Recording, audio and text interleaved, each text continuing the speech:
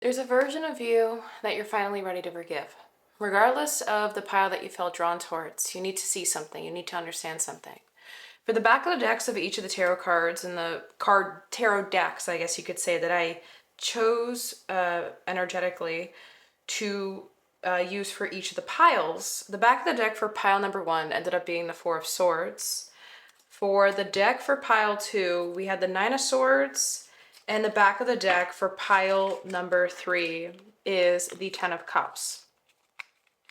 I felt called. I wasn't planning on doing this. I always say I wasn't planning on it, but here is the collective channel message, regardless of the pile you end up going towards. Okay, regardless of where you're at right now, Source really needs you to get some confirmation really quickly before you end up in selecting your pile. The reason why I say this is, well, first of all, I would not have felt called to do this if Source didn't ask me to, okay? So, because this is weird. I've never seen anyone do this before, and the card that just was under the Ten of Cups is the Six of Wands, okay? And then we have the Five of Cups underneath. Oh my gosh. We have the Devil underneath the Nine of Swords, and then underneath the Four of Swords, we have the Six of Swords along with the King of Cups.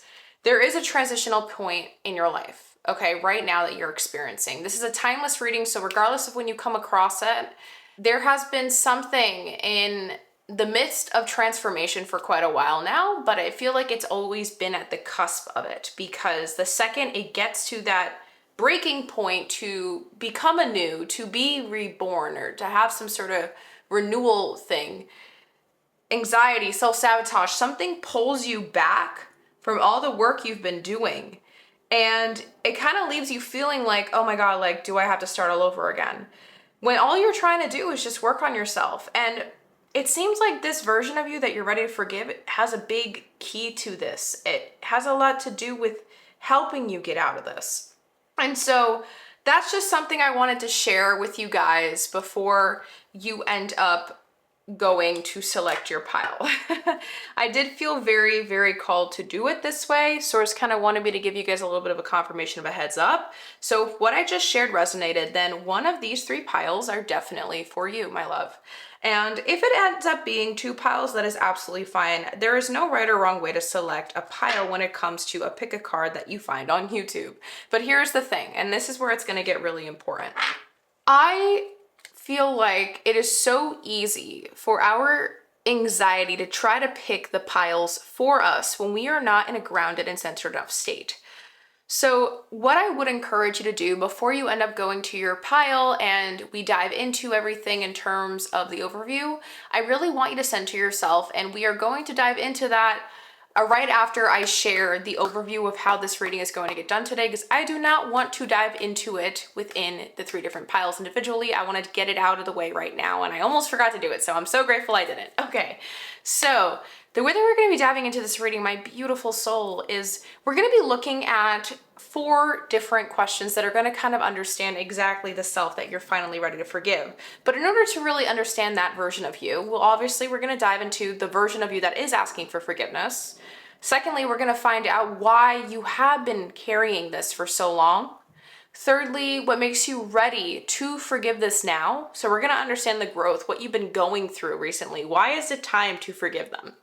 And lastly, what becomes possible in your life for yourself when you stop punishing yourself once and for all? Once you release all of this, once you make peace with this version of you for good. And then obviously we're going to do some final channel messages from Source using my sliplets of paper that I made. And I also did feel called to use my mystical shaman oracle deck for the final channel messages for today to end today's reading with, okay, my beautiful souls. So now that I got the technical stuff out of the way, oh my gosh, I'm so grateful I didn't forget. Just make sure that you have something to take notes with. My readings do tend to be very long. If you guys have been on my channel for a while, you already know this. I try to make them as detailed as possible, and I just let the downloads come through how Source wants them to, but I do try to also make them as universally resonant as possible, because I do understand that whoever is choosing these piles, you know, I want you guys to be able to plug the situation into your own specific thing, okay? I know that the people that pick pile 2 are not all going to be going through the same exact situation. You know, everyone is uniquely tailored to their own stuff. So just cherry pick what resonates and leave what doesn't. And again, like I said, make sure you're taking notes. Please, please, please. Most of the time my readings give you epiphany-like moments down the road. So I want you to be able to refer back to these things easily, and taking notes helps you access areas of your brain that allows you to be able to kind of download and integrate the information a lot better than it is to just listen. Okay, so now we're good. Now is where I invite you to center before you end up selecting a pile that you feel called to. Take a moment to ask yourself where you think your center might be today. Maybe by taking a nice inhalation through the nose, holding it at the top for 3, 2, and 1 with an HA sound of an exhale out the mouth. Deflating the body, rooting a little bit closer to Mama Earth. Inhaling again through the nose. Holding it at the top for 3, 2, and 1 with that HA sound of an exhalation out the mouth. Continue to breathe at your own pace, settling the mind, simply observing what might be coming up at this time, not needing to latch or attach on to anything, welcoming it simply as it is, reflecting on the question of interest here for today's reading. What version of me am I finally ready to forgive? Root yourself into wherever your center might be today. Then ask that question maybe 2 or 3 more times to yourself. And if your eyes are closed, I do invite you to open them whenever you feel ready to, whenever you feel centered and rooted enough to. To ask yourself that question, keep it lingering in your head, and take a nice look over the 3 different Hermit tarot cards here to choose from, with this Hermit card representing pile number 1. This one is pile number 2. And this one is pile number 3. You can pause this video for however long you feel you need to help you make your decision. And if you're ready, I'll see you at your portion of the reading. Hello, hello, hello, my beautiful pile number 1s. If this is the beautiful Hermit card that aided you in helping you select your pile, then you already know that this reading is 100% for you in reference to the version of yourself that you are finally ready to forgive. We're going to be using this deck for your reading today when it comes to the tarot portion of the reading, which is known as my Santa Muerte tarot deck, okay? And with that, to dive into this and dive into the first question of interest here, which is specifically what version of you is asking for forgiveness, we are going to be we're going to try to pull out 2 tarot cards for each of the questions of interest here. But at the same time, we're also going to combine them with a couple different decks of oracles that I have for each of the individual questions. So for this one, we're going to be actually using 2 of my archetypal and citadel deck, but also my Oracle of the Radiant Sun booklet. And what we're going to do is I'm going to have my eyes closed, and I'm going to intuitively select and kind of flip through with my eyes closed, stop at the page that feels right, and we are going to write down the placement so we get even more understanding of the version of you that is asking for forgiveness specifically, okay? So I just wanted to kind of explain that so you guys do know like that whole spiel. But before we even begin all of that stuff, let's take a look at your significator card energy in this tarot. The Hermit is depicted in a coffin here with a light. And I do believe there is something inside with him. I'm trying to see what that might be. I don't know if it is a lock. I'm trying to look, I'll show you. I don't know if this thing is a lock or if it's like those cans to hold booze. I don't know. But it's in the darkness and my brain is giving me those two depictions, so I'm gonna hold on to that. So there's darkness at the bottom here, but then this is the only thing that glows. And it's like introspection, but there's an incubation period as well going on here, considering that this hermit is inside a coffin. This version of you that you are ready to forgive has been around for a while, probably since your child ages. And the only thing is that you might not be able to recognize them right now if I'm saying that, because it feels like this is a version of you that knows how to like shapeshift, or it's gone through like a lot of different reignitions, rebirths. And so it kind of stands for the same outcome. It tries to strive for the same outcome, but the way it shows up in real life, like externally or inside of you, it shape shifts in form throughout the years, or every decade that goes by, or every 5 years, like there's a shift. And so this is a version of you that has a lot of strengths to it because of it, but it's hard for you to see that. You are very hard on yourself, pile number one. I can sense that off of you. And I'm hearing hidden tendencies. I don't know what that means.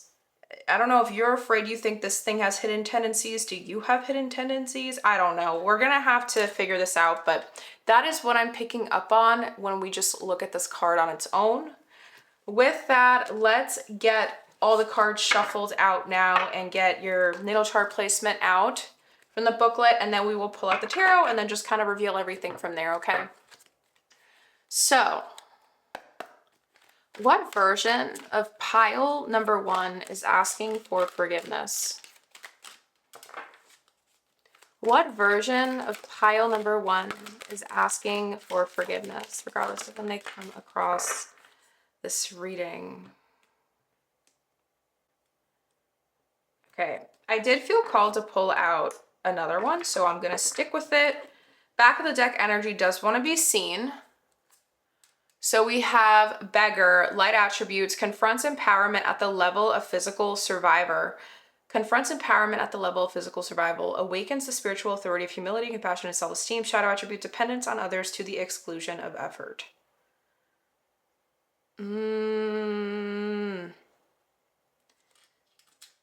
Why does this kind of remind me of how this guy is dressed up? Like, because they're wrapped inside like a blanket. And it's cold out. But then with the beggar, it's like the light attribute gives me the idea of like hitting rock bottom. And this is literal rock bottom because you're under the ground in a coffin. So this is interesting. But I feel like this has happened time and time again. I don't know why. That's like, I'm hearing like a repeat cyclical energy. I don't know. Like the shape-shifting thing. Okay. So I'm going to place this to the side for now, and then I'll move it back in frame once I am gonna gather all this stuff, okay? So let me just shuffle the next deck here. What version of pile number one is asking for forgiveness? What version of pile number one is asking for forgiveness? Okay, this one did land upright facing us, so it does want to be seen now. So we have the storyteller with viewpoints and control. And it looks like the shadows are kind of overpowering the hands, but we know that they're puppets. At the end of the day, it's like we think those shadows are in control, but it was us the entire time doing that onto ourselves. Viewpoints, control, hidden tendencies. Okay, that's kind of starting to stick or click more. Back of the deck here is the astronomer, discovery, augury. With the puppeteer, explanations, apologies. Puppeteer, puppeting, okay. But your figure, There is a story that's trying to be written or created here. I'm going to keep my mind open because I do not want to stick with just one thing. I want to make sure that everything I dive into is exactly how Source wants me to channel it. So let us now get this placement out. So what version of pile number 1 is asking for forgiveness?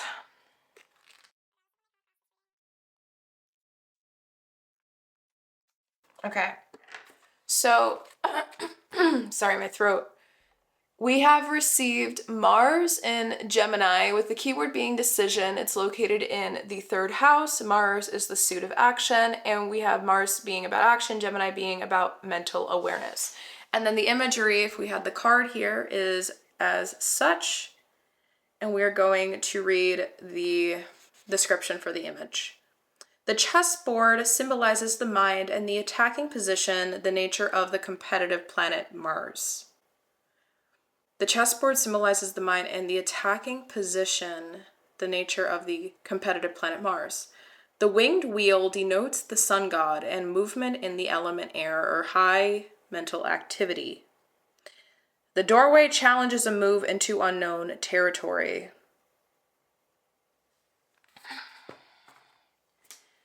Well, fire and air energies are very sporadic, and then I just think about how fire can spread in windy climate.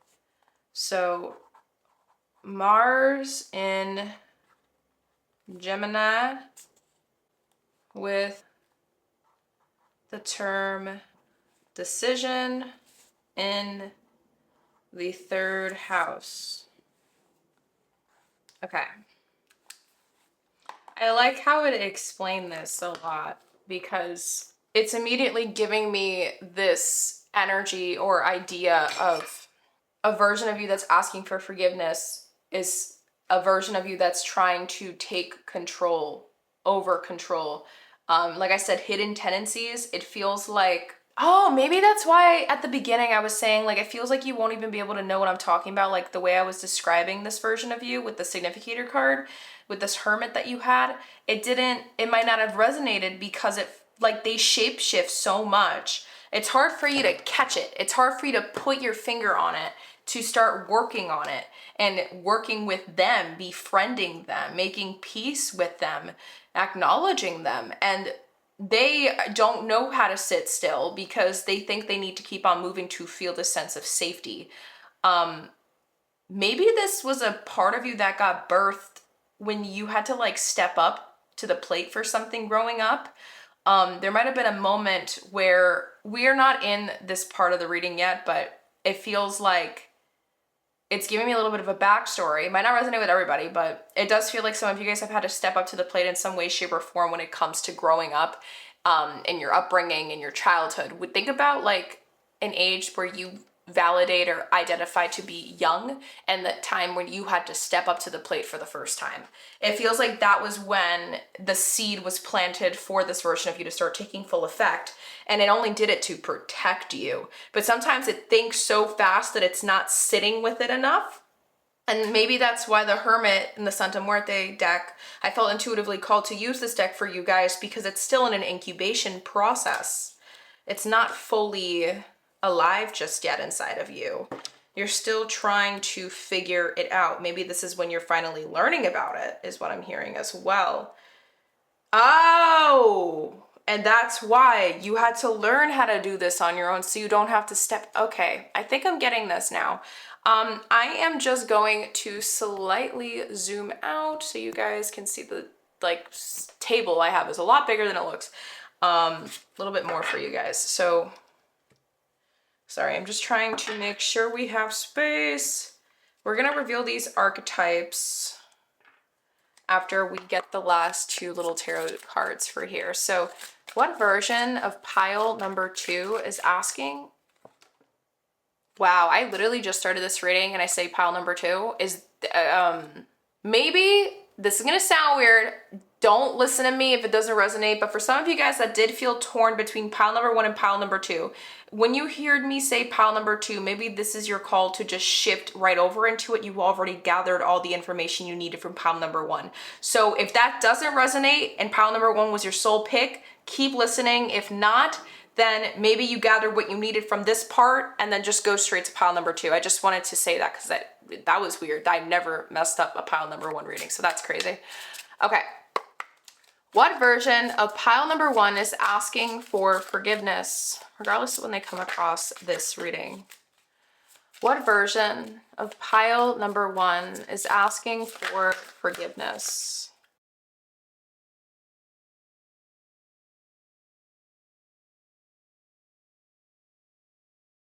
Okay. So back of the deck is the Fool. So yes, this is a discovery moment. You're learning about yourself a lot right now, pile number 1. Back right underneath it is the Sun, yeah, but then the Moon right there, and then we have the Queen of Wands. Okay. And what is this? The 5 of Swords. Yeah, there's anxiety, there's confusion. You don't know where to go with this information that you're learning already. This is marking a brand new beginning for you. Understanding on how you work, how you tick, how you think. We did get the Magician card and the Knight of Wands coming through. And remember when I mentioned, it feels like there are strengths here with this version of you that shine, but they shine in not the best ways right now. For the archetypes we have for you, we did get the Queen and the Visionary. Wow, how beautiful. With the light attribute of the Queen being radiates the regal feminine, uses her benevolent authority to protect. Exactly, they were trying to protect you. Shadow attributes, becomes arrogant when authority is challenged, controlling and demanding. Exactly, I feel like this is kind of happening with this version of you. The Visionary, capacity to envision what is not yet conceivable to others, willingness to proclaim a vision without regard for personal gain. Shadow attributes, selling insights to the highest bidder, compromising your vision to make it more adaptable. Okay. This is definitely telling a story of a vision with the Knight of Wands and the Magician being the person who can be the visionary, who can make this happen. But with the storyteller, it's interesting. Because with the Magician, there is some deception here. They're cocky. They're skillful people. They're very good at what they do. And actually, the Magician, I believe, is a mercurial card in tarot. They're good at creating things and putting things together. You know, the Magician embodies earth, air, fire, and water. The pentacles, the swords, the cups, and the wands all in one card. And so they have this ability to adapt and shape-shift, exactly what I was saying earlier. And this version of you that's asking for forgiveness is a version of you that just wanted to get SHIT done for you. I don't know how that makes sense, but they had this idea that if nobody does it, if no one else does it, like, it won't get done. And they thought that if they would like hang around and just let you figure it out, I don't know, there's like, the way I'm picturing your energy, pile number 1, it feels like your energy can be split into so many different subcategories, because you can, I don't know if your mood changes a lot, and sometimes you won't even know how you're gonna wake up one morning. Like, you can be kind of unpredictable. Maybe someone has told you that before, but there's this energy of you like not knowing which side of you you're gonna get sometimes. And sometimes there's a side of you that comes up where you'll spiral. And what I call spiraling is when we have like an anxiety spiral, like a narrative trying to like get stuck in our head and we'll keep spinning around. Does that make sense? And when those moments come up, this version of you tries to start overshadowing to help you get stuff done, to help you keep moving. But there are moments, because that this happens, where it holds you back in some way. It holds you back in some sort of emotional development. It holds you back from gaining everything you needed to gain from the experience that you were supposed to move through if you had made peace and observed and held space for that spiral to try to come through and just kind of calm it down, validate it, reassure it. And this side of you doesn't like being still. It doesn't like being in stillness. It doesn't like slowness. It doesn't like being in the present too much. It's always thinking for the future. I am not a doctor. What I'm about to say, do not take it like for real, I'm just thinking some of you guys might be diagnosed with ADHD, because this kind of sounds like an ADHD tendency, which sounds like me because I have ADHD and I was diagnosed when I was 7, so I'm not just saying it to say it. But because of that, what I'm trying to say, your brain loves to think about 1,000 things at once. There are different areas and facets of what makes you you, pile number 1, that tries to kind of tame that within you. And I feel like this is the part that tries to. For your greater good though, like it really sees this for like a greater good reason. But what are hidden tendencies? Like, it doesn't feel like this version of you that is asking for forgiveness is bad, but you shame it, you shun it, like you're disappointed in it. Like it makes you mad. I don't know why. What is it that's coming through? Because this version of you has so much potential and power. And if you can like honor it, co-create with it by your side, so many amazing things can happen for you. And let me see this card that wants to come through. A 5. Oh. So yeah, this is kind of confirming to me something I was having in my head come through. It feels as if, okay, this is going to come up a couple of different ways, this version that's asking for forgiveness. So take the part that resonates, leave what doesn't. Okay, my beautiful souls. So pile number 1, this version of you that's asking for forgiveness could be a version of you that tries to help you go follow your dreams. It's a version of you that tries to make you think out of the box and stand up for what you believe in. Stand up for being yourself and following through with stuff that you put into your head that you want to set to stone. Okay, so that's one version. And this other version, another way that this could be interpreted is this is a version of you that it does the opposite. It doesn't let you be a visionary. It doesn't let you picture things and be creative. And maybe you feel like you've had a creative block for a while now. Maybe you're very logical because this side of you tries to protect you at all costs from failing, quote unquote, because of a reputation, an expectation, not reputation, because of an expectation that was put upon you at a very young age to how to show up or perform for society.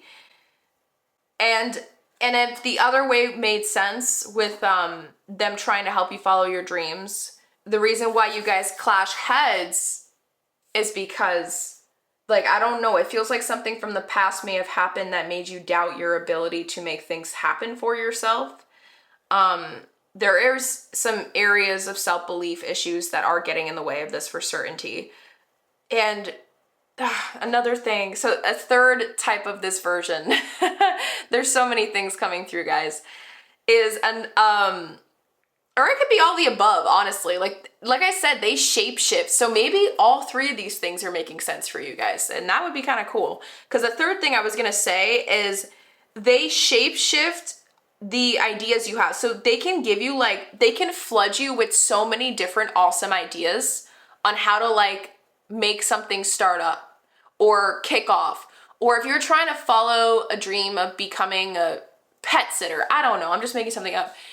This side of you, this version of you is gonna hype you up. And they're gonna make you light some fire up inside you. But what happens when the fire stays burning for a very long time and there's not enough debriefing time, there's not enough grounding within somebody, it's gonna start to become like a ball that's just constantly burning until it blinds your eyes. And what that means is this ball is filled with so many ideas. And the ideas are like yarn, and they're getting coiled up so tight around each other that it is so overwhelming to carry. Eventually that ball's gonna get too heavy to carry. And there's gonna be a bunch of unintended expectations that you're gonna start putting on yourself for how you should show up to become a pet sitter.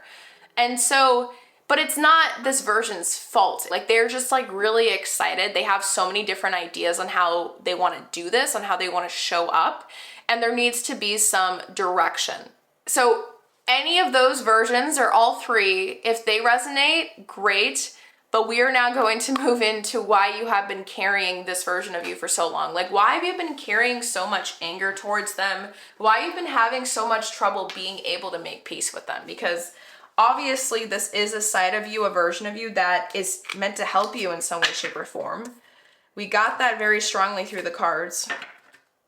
So we're gonna figure this out together. And to do that, this is where I'm going to move the back of the deck energies out of the frame.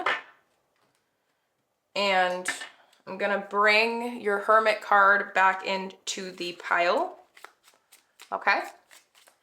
And we're going to bring in my next 3 decks of oracles for why you've been carrying this, okay? So we're gonna be using my What's the Vibe deck, and then I think I just got this one. It is called Keywords deck. All right, the Keywords deck, and then I have my Past Life Oracle as well, okay? So again, the same thing, we're just gonna shuffle here really quickly. Let me see if I can actually move these over here. Cool.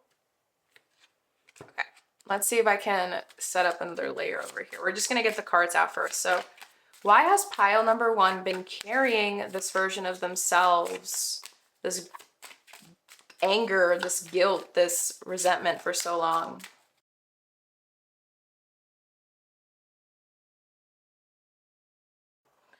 So we have 2 cards that are facing down. This one's facing upright. It wants to be seen now. So we do have the term white, fresh, mindset, playful, the fool energy is coming through again. That was in the back of the deck earlier. Keep an open mind, be flexible and adaptive. New beginner, innocence, mindset. New beginner mindset. Okay. Fresh perspective. Why have you been carrying this so long? Let's see. Why has pile number 1 been carrying this hostility towards this version of themselves for so long?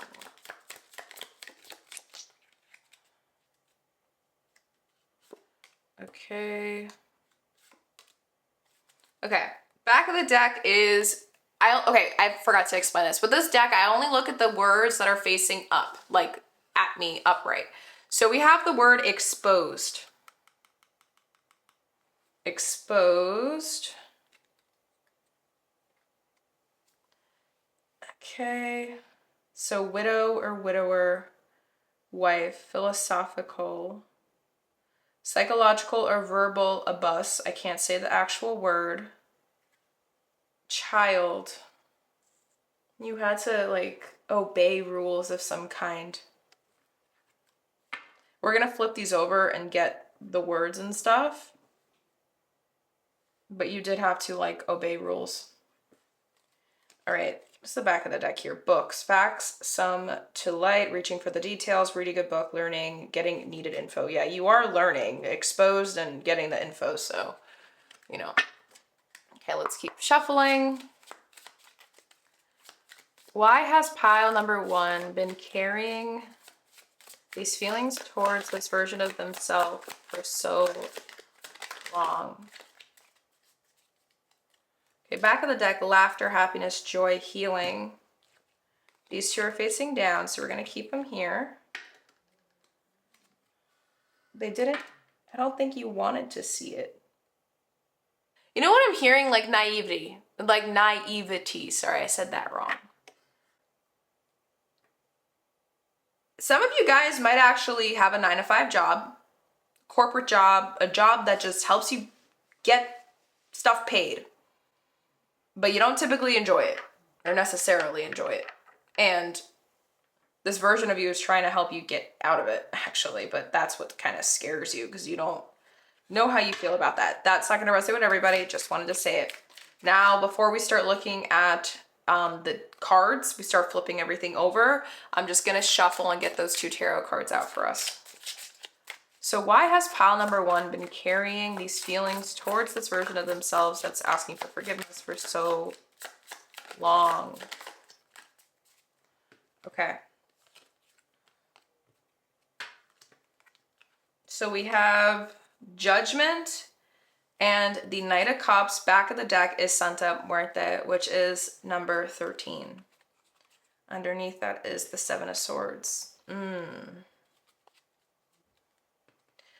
It's hard to be honest with yourself about a situation you're in, about how you're feeling about something. It's hard for you. You overthink like really hard about things sometimes, pile number one.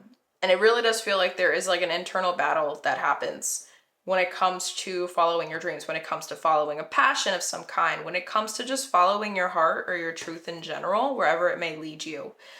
Okay, let me reveal the rest of the cards, okay? So give me one, let's do it actually. So the word here is informer, martyr, suffering in silence, unspoken desires, real feelings, broken dreams, delay, procrastination, too busy time. Yes, I'm getting that entirely. There is a stalling. Someone keeps stalling. Didn't I bring that up earlier? They're just trying to help you go do it. I think I brought that up originally before we started breaking up these versions. And then we have, I knew it has something to do with your childhood because we got child here. We have a child here in this image and we have a child there. We have play, childhood memory, swing of things, joy, back and forth, step carefully. For some reason, I don't know why this is coming through. I just got these decks, by the way. So this is the first time I'm using it in my videos. I'm very excited to use them, but because of this, I never saw this card before. I'm seeing the Batman symbol and I'm thinking of a vigilante. And it feels like this version of you, they feel like a vigilante. They're trying to stop the bad guys, even though no one like acknowledges them, like they're still trying. Because they know that's what you deserve. They're trying to help you. So with pink, I didn't see pink. We have conservation, save your pennies, healthy choices, intelligence, don't run away with your blank. Spending, moderation. Yeah. And then slave did land over here with child. Okay. Okay, why you've been carrying these feelings towards this version of you. For some reason, you get like this feeling of shame. A lot of like self-belief gets kind of riddled into this, okay? So I just want to make that clear. And there is this feeling, pile number one, of, hold on, I'm trying to like only look at the keywords up here. Okay, so there is this feeling, pile number one, of just like, whenever it has to do with like a dream, your brain beats you to not follow through with it. It comes up with a reason why you shouldn't do it. And why you shouldn't do it, that all those beliefs, that has to do with what you were taught growing up. It's a instilled belief, a mindset that was put into your head. It wasn't something that you willingly put into your own. And it's like something that helps, this version of you kind of helps you or tries to help you decide what aligns with your truth. But you don't like to listen to it. It's hard for you to hear it out. And because it's hard for you to hear it out, instead it shows up in all the other 3 different ways I shared with you earlier. Now I'm getting it. And that's why it's a shapeshifter in disguise, because you never know how it's going to show up, because it's just trying to help disperse your fire and your passion, your love for things somehow in your life. But you don't like to be honest with yourself when it comes to what I'm talking about with these passions, your truth, this something that you desire deeply out of. You keep using stuff around you as kind of like an excuse, unfortunately, to not do it. And I don't even want to say that. It doesn't resonate when I say the word excuse, but it just feels like you're kind of, there's this feeling of like forcefulness here that's not coming from you, but might be coming from somebody outside of you that kind of tries to like, or has forced a certain role onto you. Remember when I said it felt like you had to like step up to the plate young in life? Like, this version of you fights you on what you were raised to believe. And so it's like you have shame with it because you think this is the version of you that messes you up, when in reality it doesn't. Like if you just heard it out, it would help you gain so much more clarity on the path that you want to go in life. Not the path that you were forcefully birthed into stepping into, because like at the end of the day, like, you get to choose the path you want to have in your life. And it does feel like you have forgotten that, and this version of you, time and time again, has tried to show you that autonomy does exist. And maybe that's why I was thinking about childhood, because from a young age, I think it's like when they start learning how to walk in childhood development, that's when they start getting their first like peaks of, or taste, the first taste of autonomy, and to be like autonomous from their parents, like trying to do things on their own. That's why the kids become so rebellious at that age, or they're like, I'm a stick a fork inside this outlet and just see what happens, you know? I'm gonna put my hand over it, like those things, because they're trying to learn autonomy. They're trying to explore the world around them. And it feels like you never got to fully do that just yet, at all. Some of you guys listening to this, I feel like, are in your 30s, your 40s, or 50s, maybe late 20s.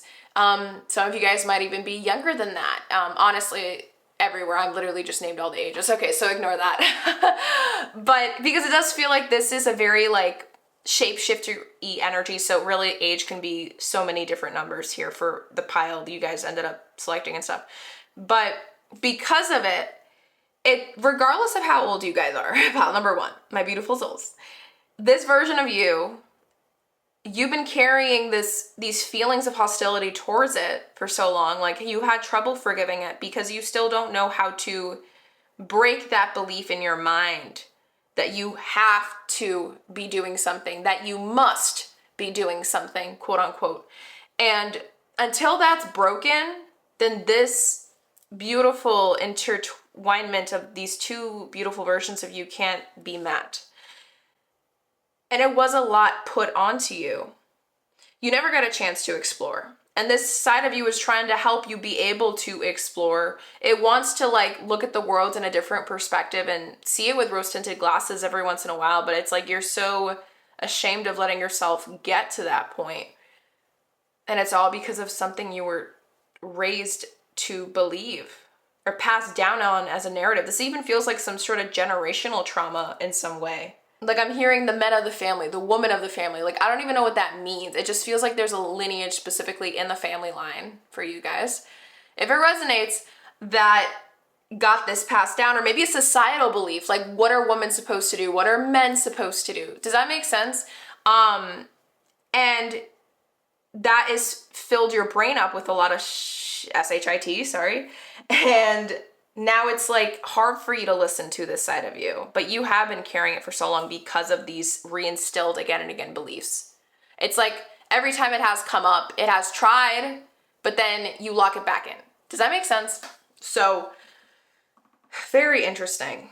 And it is crazy that child came up so many different times, but let us now get clarity further by seeing what makes you ready to forgive them right now. Because I feel like a lot of what we dived into was like the dark stuff, but I want to understand why you're ready to forgive them. So we're going to be using my Embracing the Shadow Oracle deck here, my rune cards, as well as my Yin Yang Oracle, okay? So again, you know the drill. I'm just going to shuffle and let the cards get ready, and then we'll do the tarot and everything. So what makes pile number one ready to forgive this version of them now? What makes pile number one ready to forgive this version of themselves now? Okay, back of the deck is ego, vanity, and pride. So there is a process here of trying to strip it open and listen to what I am saying. So maybe some of the stuff is triggering to you, but I just felt like Source wanted to bring that up. The card that we did get coming up right here is memories and nostalgia, because that's something you deeply want and desire, but are you gonna be honest with yourself about it? What makes pile number one ready to forgive this version of themselves now? What makes pile number one ready to forgive this version of themselves now, regardless of when they come across this reading? Okay. Back of the deck, the prison of regret. The past can't be rewritten, but your future is still yours to create. Now I understand why ego, vanity, and pride wanted to come through. Please, my beautiful souls, You don't have to think back on the past and be like, I wish I did things differently, okay? And I feel like maybe this is also a big reason why it would be hard for you to have forgiven this side of you anytime sooner than this reading, because it feels like every time you would try to reflect on like trying to follow your dreams, it happens moments after you say no to it. You keep doing what you're doing and then you just hate on yourself for it. But it's hard for you to be honest with yourself about it right now. And so there is something trying to protect you from being brutally honest. But maybe there was a lot of moments of regret. But the past can't be rewritten. Your future is still yours to create. Your future is still yours to create. And that's what this version of you has been trying to show you in all these different forms and versions. If you get overwhelmed with options, for example, how this version of you may show up at times, and you feel like you have too many ideas, you don't know where to go, that's a way that your own highest self, or this version of you, is trying to show you, hey, look, you have a multitude, endless amount of options and pathways on how to navigate this and get to the same end goal, because you're the one in control. Isn't that exciting to think that you have a limitless options, then you just have one in front of you? And I know it sounds a little overwhelming, right? It is overwhelming. But that's why grounding is essential here. And I feel like your main version, essence of you, pile number one, knows how to stay grounded, but grounded to the point where they're like, I don't want to say this, it's going to come off kind of, I don't know how this is going to come off, but just know everything I say comes from a place of so much love, so much utter respect for you guys. Everything that I share in these, like I do these readings from a place of so much eternal love and unconditional love and support, because I know how it feels to move through healing moments and self-growth periods in life, okay? So don't think that me doing this, I'm like shunning you or judging you at all, because I am not. And I don't even remember what I was about to say. I don't remember. It'll come to me if it's important, but I'm sorry. I just always forget to preface things, so I don't want you guys to hate on me. But there was something I was going to say and it was important, but I don't remember. Okay, sorry. We will keep shuffling. And if it comes back, it comes back. What makes pile number one ready to forgive this version of themselves now? Okay. Back of the deck is the Sawilo rune. Success goals achieved, honor the life force, health, a time when power will be available to you for positive changes in your life, victory, health, and success. I'm going to leave this here. It wants to be on this side. And then we're going to shuffle the tarot lastly, and then we'll look at the rest of the cards. What makes pile number one ready to forgive this version of themselves now? What makes pile number one ready to forgive this version of themselves now? Okay, so we have the Eight of Pentacles. Back of the deck is the Eight of Swords. 888 may be of significance to you, pile number one. I did want to say the number 88, so I would highly recommend that you guys look into that number. I feel like it's going to have some significance here for you guys in terms of the meanings and everything. And what specifically when it comes to the question we're answering inside this question, which is what makes you ready to forgive this version of you now, okay? So just like, if you're taking notes, put number 88 in this section of the reading. And then next up, we have the Ace of Cups. Under here is the Ace of Pentacles. Okay, I am very curious. So let's reveal. Where do I want to start here? We have soul contracts and lessons. The people who trigger you most are often your greatest spiritual teachers. And then we have the Othala rune, inherited property or possessions, a house, a home, what is truly important to one, group order, group prosperity. Okay. I think I understand this. So the reason why you are ready now, I did feel it earlier, but there is this feeling like you have something that you've wanted for a while in the past. Now, where you're at while listening to this reading. And I think because you were able to accomplish it one way or the other, it's giving you an opportunity to get to look at this life of yours with a little bit of a more expanded view, like expanding the lens of your life and how you're seeing it. And the reason for that is because now you're not so tied up on focusing on getting this thing that you finally have that you didn't have years ago achieved. You have it now.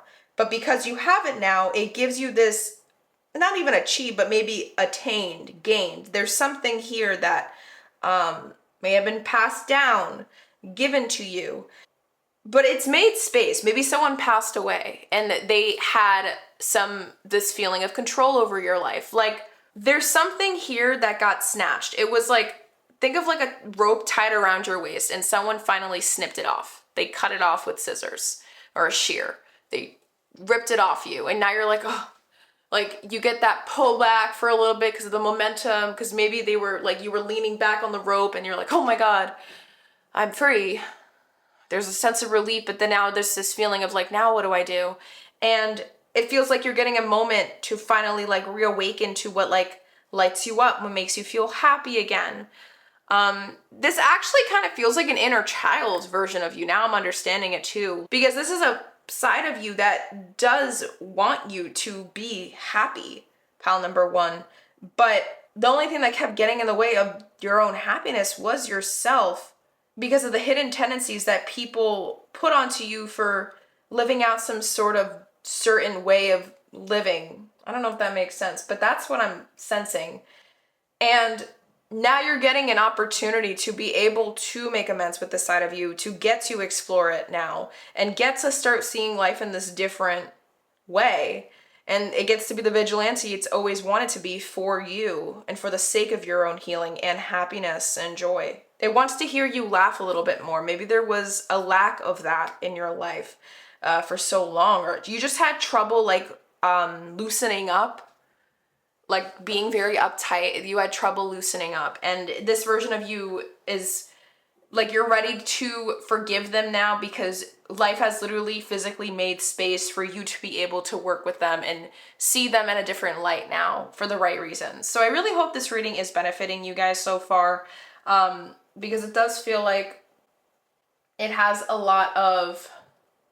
there is a lot of wounds here that you are meant to heal, and you are moving through a couple where, yeah, like maybe you did get something. You reached a point in your life. It's like a certain checkpoint where you got something you didn't have years ago, and this thing helps you out a lot. But there's this feeling of still not being good enough. And you thought that feeling was going to go away once you got to this checkpoint. Like, I don't know what it is, but it just feels like this will get resolved if you open your heart out to this version of you, because they have so many different ways of experiencing and showing life to you that you need to explore their world, their version of living a little bit more, because you never gave that autonomous version of you enough opportunity to do that, to individualize itself with the beliefs and narratives that other people were feeding your brain when you grew up. Does that make sense? I hope that makes sense, guys. Okay, so with that, let us now see what becomes possible when you stop punishing yourself. Okay, so we're going to be using my tea leaf deck, my love oracle deck, my magic spell deck, and I know I have a lot, and my fortune deck. Okay, so bear with me, guys. What becomes possible for pile number one when they stop punishing themselves, this version of themselves? What becomes possible for pile number one when they stop punishing this version of themselves? Okay. Back of the deck is carrot. Opportunity or windfall? Exactly. I don't know if this is focusing. I hope it's focusing. Is it focusing? Okay, opportunity or windfall. I have another little deck of it, so. What becomes possible for pile number one when they stop punishing this version of themselves?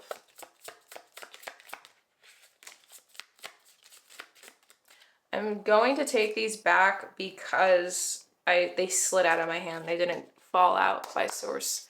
What becomes possible for pile number 1 when they stop punishing this version of themselves?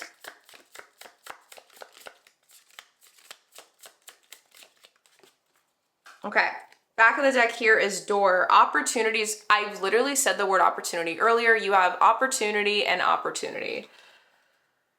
Opportunity. You have an opportunity now. This version of you is going to get to help you do some great things for yourself. Okay. So the cards that did land upright, they want to be seen now and paired together. This one wants to be on its own. Is bowl, plenty of material things, lobster, financial pinch, and tent, temporary situation. Okay, financial pinch. I'm thinking of Mr. Krabs. So, and it's pointing at this tent, which is the temporary situation.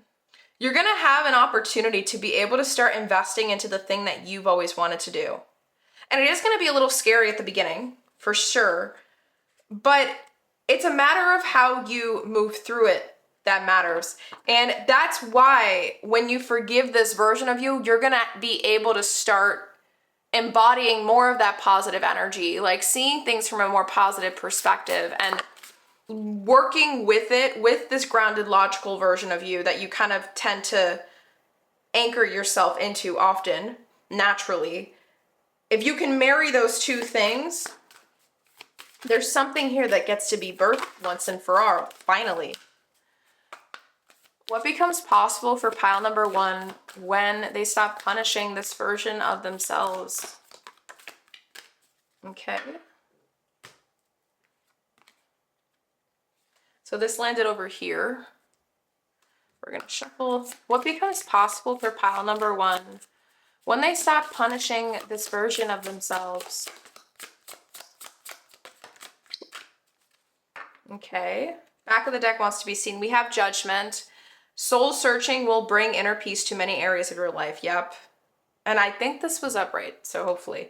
We have birth. Universal energy brings you opportunity and possibility. There is a birthing. There is a rebirth. It's being rebirthed here. And there is a rebirthing of how you see things financially in your life. So something happened financially for you. Good or bad, but it is 100% setting you up. Like, this is recent. This isn't not what's going to happen. What I'm saying is recent. That is going to aid you in being able to start working with this version of you better and making more peace with them. Okay. And then the last deck to shuffle, and then we're going to do the tarot again. What becomes possible for pile number 1 when they stop punishing this version of themselves?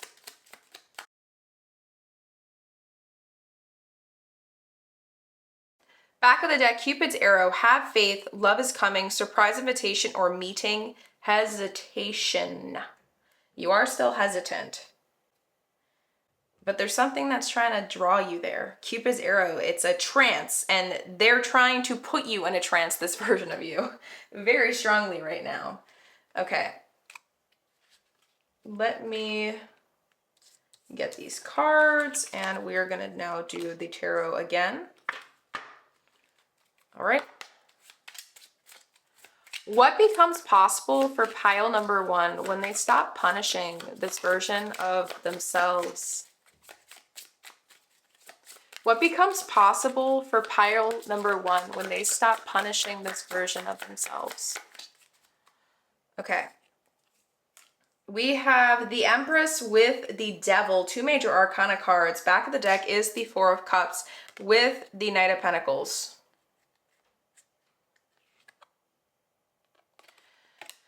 I understand this. Okay. Things are going to start turning in your favor when it comes to a goal, an endeavor, a project, something that you never put enough time and attention or love towards. This version of you is going to be able to help you start doing that. And honestly, this devil card doesn't speak self-sabotage to me. It speaks more like it's a power that this version of you holds that doesn't get to be birthed until you work with them, until you forgive them, because then there's a power that's going to get to rise out of you, pile number one, that would have never been able to rise if you hadn't opened your mind up to the possibility of the unknown. The unknown is something that scares the bejesus out of you, is what I'm sensing. And when you work with a blank page, like a blank slate, and this version of you is trying to help you do that, learn how to do that a little bit more, you're going to realize that you get to have the pen in hand and write whatever you want on that freaking blank page. And yeah, it's going to take time. We can't control time, right? But as long as you keep moving towards it, that's what's going to make it pay off. And for the devil, like, I feel like, yeah, they're the ruler of the underworld, this and that, but I see that as like the power that's in this version of you that is hidden beneath the surface. And the reason why I'm saying that, it's like shamanic energy. There is this intuitive nudging that I think maybe you used to always like hide or like shake off as like non-existent because you doubted it so much. You did deal with a lot of issues of feeling not good enough, and this version of you always tried to help you fight it, but it's not loud enough to help you fight it just yet. But once you start working with it, what becomes possible is feeling like you are in control of this new reality and feeling like you are in control of being able to have the life of your dreams for good. And not just like in one area, because this checkpoint you made it through, but in a lot of different areas. And you guys should know what I'm talking about when it comes to this, because it does feel like something you got to put money into. But it's like the more you surrender through this process of unraveling and working with this version of you, that's what helps you get closer and closer to your goals. Let me cut the deck. The Emperor. Yeah, and the timing. Okay, so timing kept coming through in my head, and now I feel like I got confirmation. Like, this is something that, like, the wheel turns for you once you spin it. Like, I'm picturing like the Wheel of Fortune, and like the contestants have to push the wheel to make it start spinning. Like, the wheel won't start spinning on its own. You have to willingly like push on it to start it. And that wheel won't stop spinning until this outcome is achieved for you. But you think that you trip over something or there's a bump in the road and you fall over, you didn't see it. This is metaphorically speaking. Then you automatically failed at that journey. Like, that's inaccurate. The wheel is still spinning, whether you see it or not. If you start obsessing over the little hiccups along the way, then you're not going to keep realizing that, oh shit, like, I'm still on this journey and I'm the only one that's stalling on it. And it feels like there's been a lot of cyclical moments where you think you're onto something and then something happens and you're like, no, like, I was wrong. And that's inaccurate, pile number one. There was a lack of self-belief. There was a lack of believing in your abilities, believing in yourself, believing that you can keep pushing forward. This version of you is trying to help you keep doing that for you, for your greater good, for your ultimate emotional fulfillment in life. And they want the best for you. They want you to feel in control over your life in the ways that it knows you can be in control over your life. And so they know that this is going to take time, 100%. That keeps coming through. But it's time that's going to be worth it. It's going to be well spent time. It's going to be time that feels like mythical in a way. Because there's going to be moments where you're going to feel like you're quantum leaping and you're like, whoa, like, how did this reality, how did I just wake up in this reality? And there's going to be moments where you feel like you're stuck in some slow moments.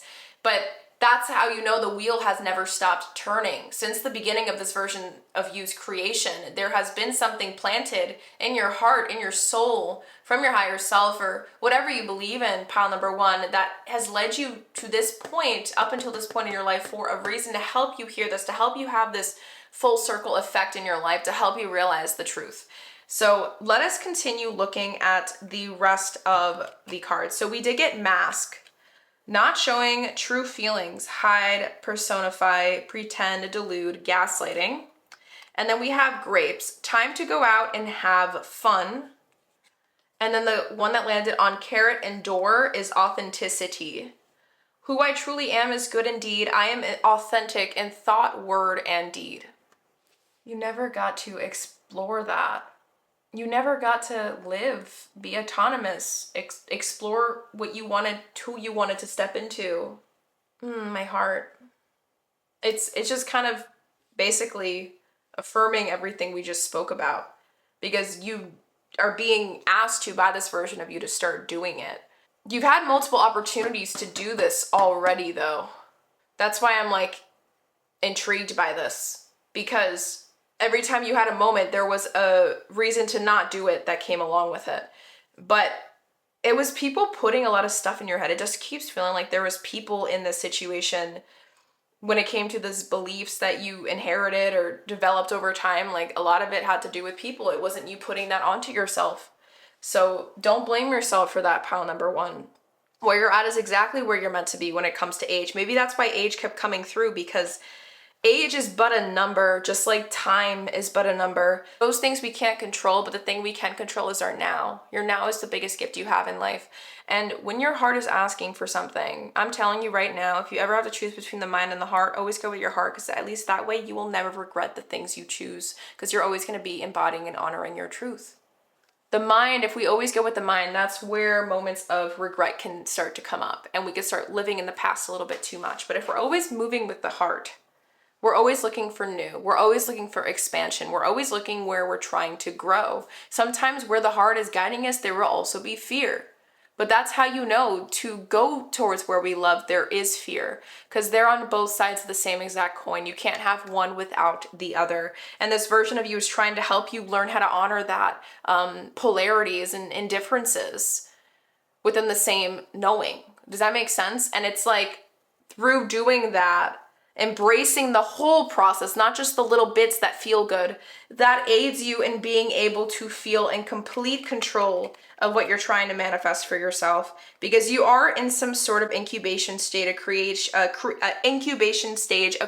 stage, a brainstorming, planting a seed to grow your whole garden sort of thing, to set that first stone. Like, let's say you're trying to build a brick wall. It feels like you're trying to set up the perfect first brick layer foundation right now, or this is your commencement to it, and this is the call.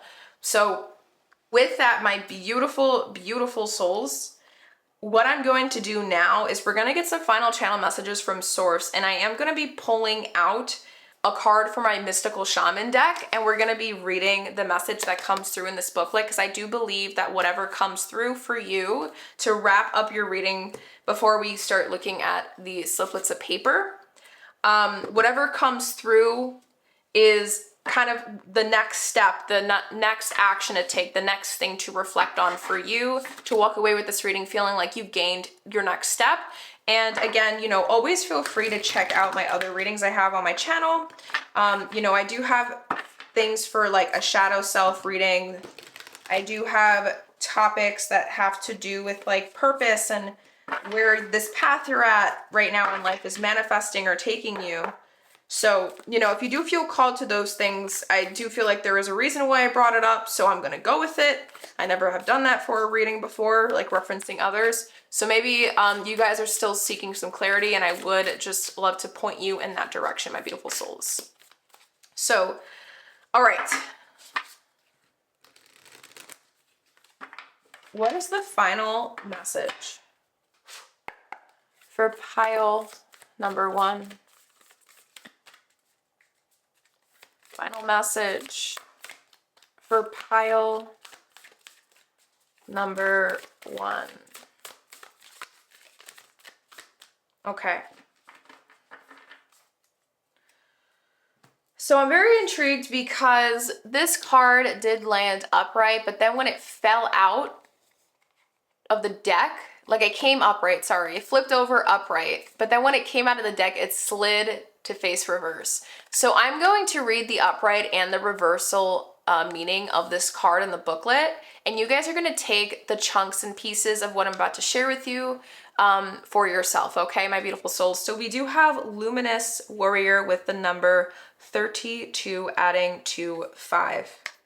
So this is a time of change for you, my beautiful soul. Change and action. And It's like a tower moment that you're going through right now. Okay. The essence. The luminous warrior has no enemies in this world or the next. He is impeccable in word and deed. He focuses on his light rather than on what hides in the dark. Since he casts no shadow, he is as radiant as the sun and can transform his most terrible enemy into his ally. His power comes not from the sword, but from speaking his truth at all costs. The invitation. The luminous warrior reminds you it is important to focus on your power, wisdom, and beauty. Do not be seduced by what seems wrong with you or with the world. Remember that intention follows attention, so focus on your positive traits. Feed your light with more light until you feel truly empowered. Then there will be little need for action as you resolve all situations from within. Feed your light with more light. Yes, the positives. The medicine. Now this is the reversal. Are you being tempted by your emotions to follow your lower instincts? Are you being invited to enter into a quarrel with someone? Put your sword away. This is not the time for battle. Your enemy is not who you think it is. Do not act from a place of anger that will damage your relationships and hurt the ones you care for. Find the truth hiding in your heart that will affirm your instinct for peace rather than for war. 65 adding to 11.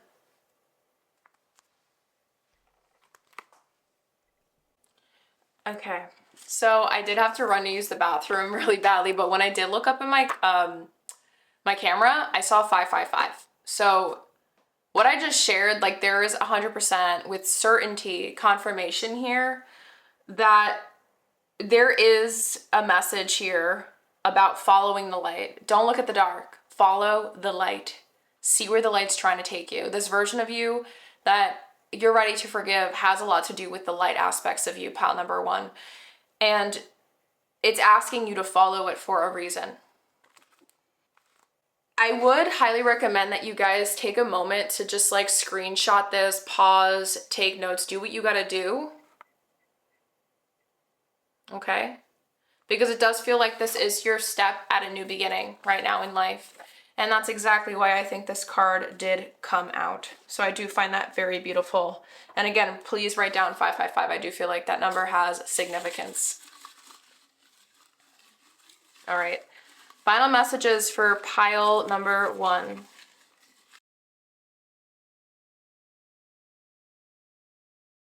Okay, I'm gonna just take all these. So we have 1, 2, 3, 4, 5, 6. Okay, so I'm gonna leave them where they landed. This one kind of landed around the queen. So we have, you asked to evolve, but you keep waiting to be invited into it. But you can't step into your next self while defending your past.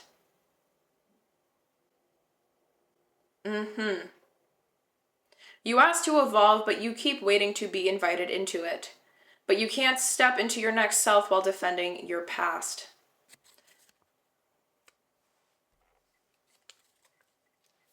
The need for control.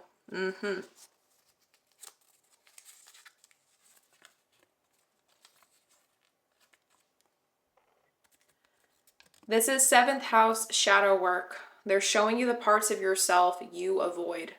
Exactly. This is 7th house shadow work. They're showing you the parts of yourself you avoid. That's so trippy. This landed on the visionary and that landed on the queen. It's like giving us this idea that you are actually the queen and the current self is that wants forgiveness is the visionary, the one who's trying to dream and think big.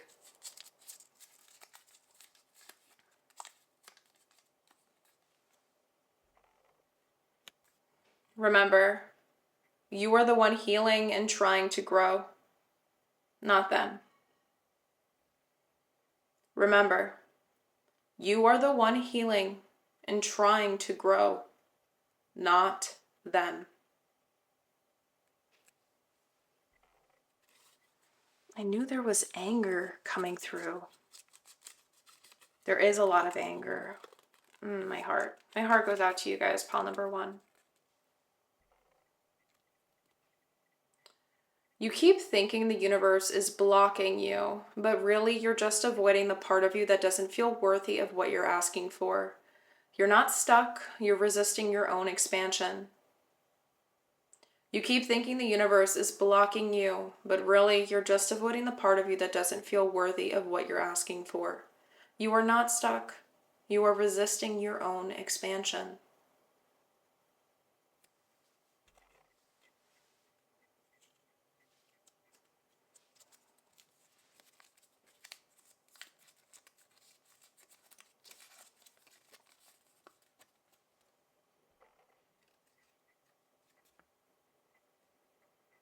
In moments of uncertainty, breathe in trust.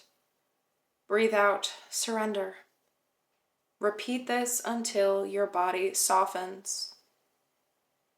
In moments of uncertainty, breathe in saying the word trust and breathe out saying the word surrender, or maybe even just reading it, or no, saying it in your head. And repeat it until your body softens. By the way, all these little sliplets of paper that I designed, these are all things that I do for myself, by the way. So, I just wanted to make that clear. Yeah, you are going to learn a lot. Like I did mention that before, like this is something that's going to take time, a journey. But it's going to be something that you gain so much growth out of that's going to help you get everything you want. And this version of you is what's going to help you be able to have fun with it too.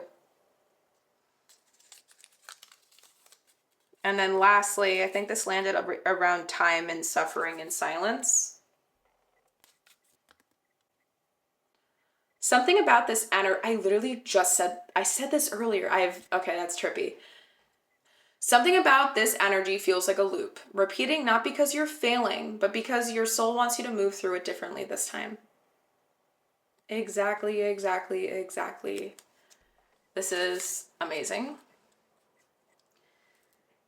Okay, honestly, I'm so happy the way that I did this reading for you guys today. Like, I never really did the reading this type of setup before when it comes to pulling out just 2 tarot cards, but I just feel like Source really just took the lead on it, and I'm just so freaking grateful how everything turned out for you guys.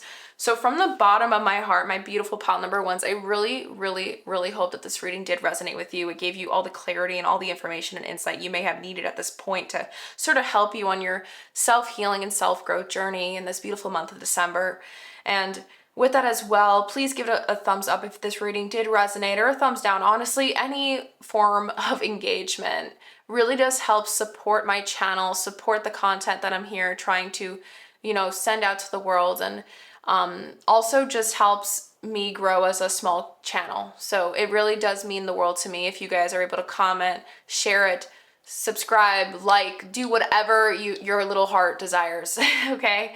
And with that as well, if you guys are feeling called to want to connect even further or get to know each other even a little bit better, feel free to check out my link tree in the description box below, and you're going to get to see all about what Ahimsa Heals is, what I do in my one-on-one free soul clarity call stuff. And if you do feel called to want to do any one-on-one deep healing and self-growth work with me, I do have offerings there. And I am also in the midst of building together a virtual community healing gathering workshop little thingy-majiggy that's going to have a mix of all different things that have to do with healing. So it can range all the way from astrology for self-discovery and deep healing to neuroscience and learning about the chronic stress response, amygdala hijacking, and nervous system regulation. So if there is anything from what I said, I know those 2 things are extremely different from one another. There is an umbrella of healing focused things that I'm going to be aiming to put together virtually, but I am waiting to get my waiting list filled up for enough people that are interested so I can start getting those things set and launched out in time. So if that is something that you are 100% interested for, that's going to be coming through at an accessible and affordable rate, because I am trying to make healing as accessible and inclusive as possible for you guys. Feel free to also sign up for that in the link below in the description box. You are going to see everything. I have it nice and organized for you guys so you don't get lost in the sauce, okay? So with that being said, I really hope that this reading resonated. Have a beautiful rest of your day, regardless of when you come across this video, and hopefully I will see you in my next pick of cards to come. Hello, hello, hello, my beautiful pile number twos. If this is the beautiful Hermit card that aided you in being able to select your pile from my Uncommon Tarot deck, that's what it's called, then you already know that this reading is for you in reference to the version of you that you are finally ready to forgive. The version of self that maybe hasn't been on the best terms with you. And what's very interesting here, I already dove into pile number one's reading, and right off the bat, looking at the major arcana, the Hermit, from this deck, it doesn't feel like this version of you is cyclical in nature. This feels like maybe a shadow version of you that you have shunned, and I am feeling that it's definitely something you're ashamed of, but there is a depth here, there is emotion here, there is intense emotions here, I should say, that differ, that make it be very contrast to pile number one's reading. Like right off the bat, I'm sensing some sort of, like I'm picturing a tsunami, or no, the commencement of a tsunami. Like this version of you wants to be a tsunami or something, to something in your life, but it's been on like this ongoing commencement stage. Like whatever needs to take effect for a tsunami to like happen on the planet, I forgot like the whole process. I think it's like platonic tectonic plates or something, I don't know, something. There's something that needs to happen for this version to come out and like shine. And I think this is gonna have to do with the theme of this reading today. Well, obviously the first thing we're going to be diving into is the version of you that's asking for forgiveness. So what I just shared was just what I was picking up off of your significator card, but we're going to be obviously using the Uncommon Tarot deck to do or dive into the questions in its entirety. We're going to be pulling out 2 tarot cards for each of the questions we're going to dive into. And then we're also, for this part of the reading, going to be using my archetype cards, my citadel cards, along with my Oracle of the Radiant Sun booklet. And we're going to be writing down the natal chart placement that comes out intuitively hand selected on this piece of paper, just so this isn't in the way. And we're going to do all of this, get all the cards out before we start diving in straight to this first part. So we're going to get all the cards together, and I'm going to get your natal chart placement last. And what I'm going to do here is just intuitively select energetically with my eyes closed, kind of flipping through the pages, allowing source to kind of guide me to which natal placement is for you. Okay, so the first thing we're going to do right now is just dive in, get more clarity on who specifically, which version of you is asking for forgiveness right now. Okay, so I'm just going to get all the cards out and then we'll get started. So what version of pile number 2 is asking for forgiveness, regardless of when they come across this reading? What version of pile number 2 is asking for, allow the card to fall out, forgiveness? What?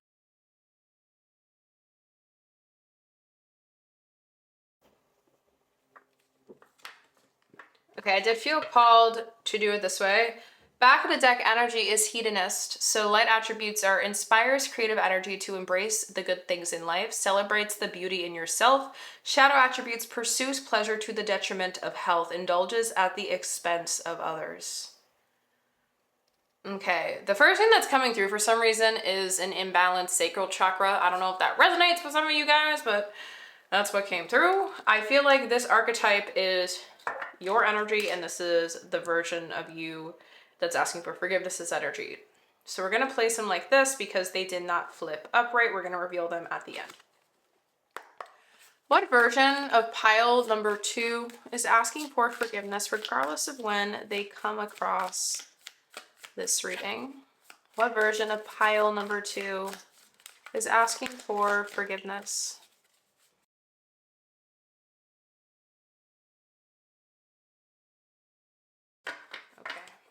See, that actually kind of confirms to me that this archetype card is the version of you asking for forgiveness, because this card landed there. Back of the deck energy is the Thief, seizing the moment, selfishness. Hedonist, pursues pleasure to the detriment of health, indulges at the expense of others. For some reason, this hand is reminding me of the hand that reached for the grapes originally. And the word comfort zones did come through in my head when I was shuffling. So, you know, I do find that very interesting. That just like randomly came through like that. Okay.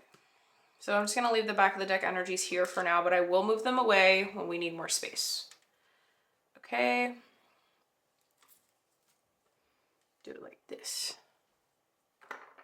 All right. Let us now get a natal chart placement.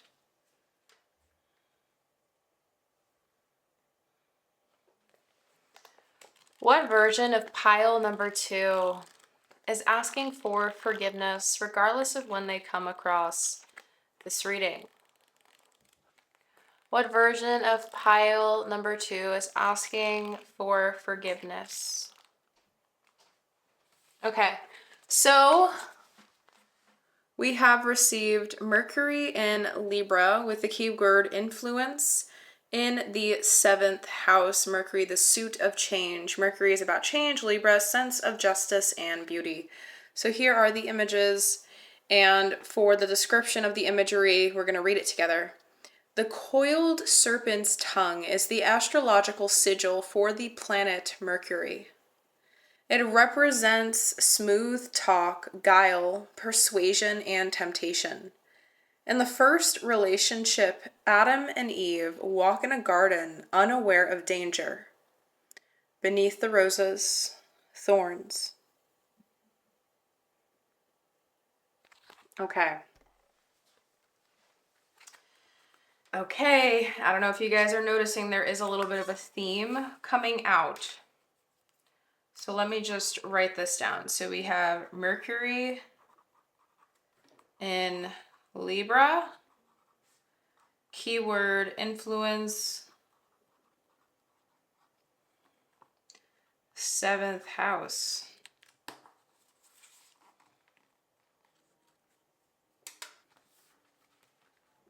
Okay. This is extremely intriguing to me.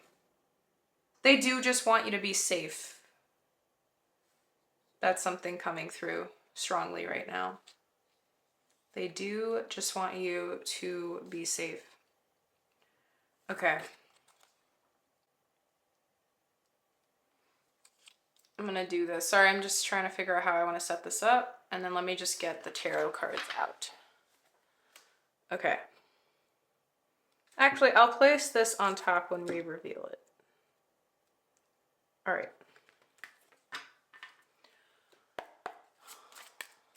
What version of pile number 2 is asking for their forgiveness, regardless of when they come across this reading? What version of pile number 2 is asking for forgiveness?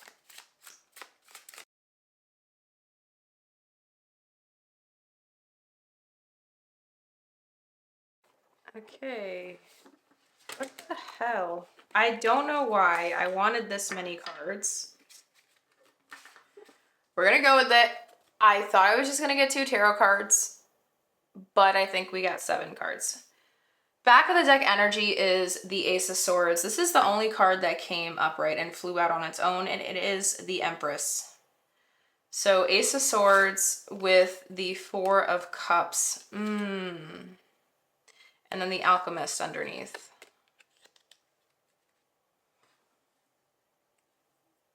I think the Empress flew out on its own for a reason.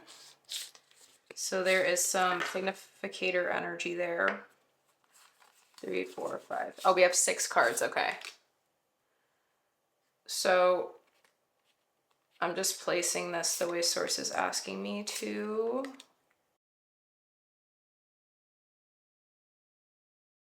And I think these 2 are going to clarify these cards in the middle for some reason.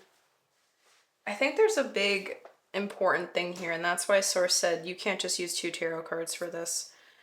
Okay. So, before we get into the tarot, let us look at your oracle cards together. With this card being your energy, we have Femme Fatale. Highlights the erotic energy of the feminine, opens your heart when your dependency is rejected. Opens your heart when your dependency is rejected. And then shadow attribute, inappropriate use of sensuality, attachment to money and power. Okay. And then this version, oh, they're both the same color. Interesting. Don Juan spotlights your positive seductive qualities. Shadow attribute, using the power of romantic attraction for private agendas.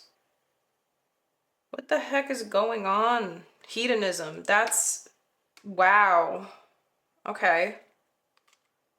So this came in reverse. We have the Hunter, sure-footedness, predestination, but it did come in reverse. So I do want to read the booklet for the meaning of that card in reverse so I can understand what it's trying to tell us here. I'm just looking for my box. Give me 1 second, guys. I'm just looking.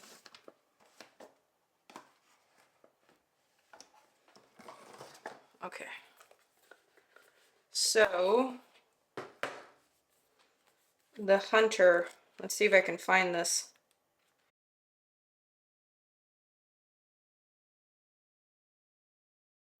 Okay, I found it. The Hunter. So, in reverse, in the reverse position, the advice of the upright card still applies. However, this is a warning to keep an eye on the balance of things. If you only ever focus on your quarry, you'll spend your whole life unaware that the forest exists. You haven't stopped to appreciate your surroundings recently. Take a breather. Okay, so I guess we gotta read this. Okay, it's time to put your head down and block out all distractions. The forest may be beautiful, but stopping to admire the view won't get you any closer to your goal. You are the hunter right now. Your path is clear, your prey is within sight. No matter how tempting slowing down for a moment might seem, now is not the time. Maintain your focus and determination to complete your task. Okay, but it's in reverse. Okay, yeah, this is definitely confirming to me, seizing the moment, selfish. Okay, there is so much about glitz and glamour and money and success here, and it's crazy because this is all feeding into like the same energy. Like everywhere. I just realized that this thing has been crooked. I'm sorry. That's crazy though, like how everything is being fed into itself. So let's keep going. We're gonna look and see what these cards are here. Starting with this one being the Knight of Coins.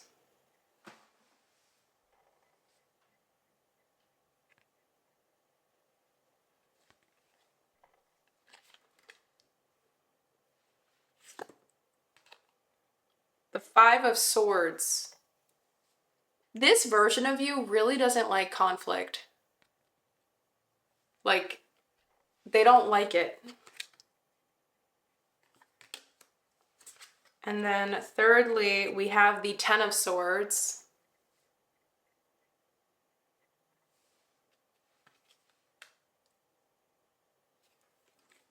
And then we have the Two of Wands.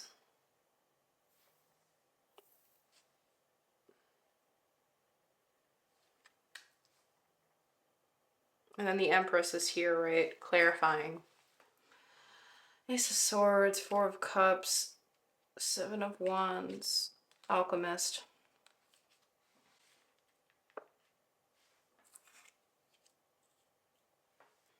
You naturally have a quality to you, pile number 2, that not a lot of other people are naturally born with. And you have this quality of, this sounds so weird, but getting what you want.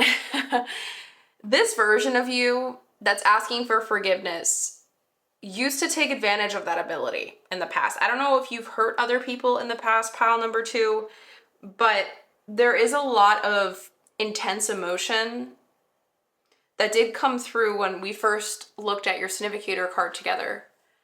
And if that does not resonate, there is another thing coming through where this version of you is a version of you that used to like take things too lighthearted. The version of you that's asking for forgiveness is a part of you that likes to sort of make things slide or let things slide easily. They don't know how to set proper boundaries. They just want to have fun, laugh, live life in the moment, and they do not like confrontation.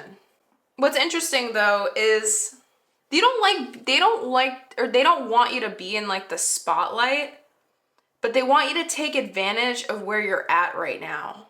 I don't know what that means. There might be something in your current situation, pile number 2, that where you have like an advantage of some kind that not most people get. And this version of you that's asking for forgiveness, it wants you to enjoy it, but because it's constantly craving this need for it, for enjoying it, there's no space with this version, not you. There's no space for growth and self-development with moving through the things that bring discomfort or a little bit of chaos in life.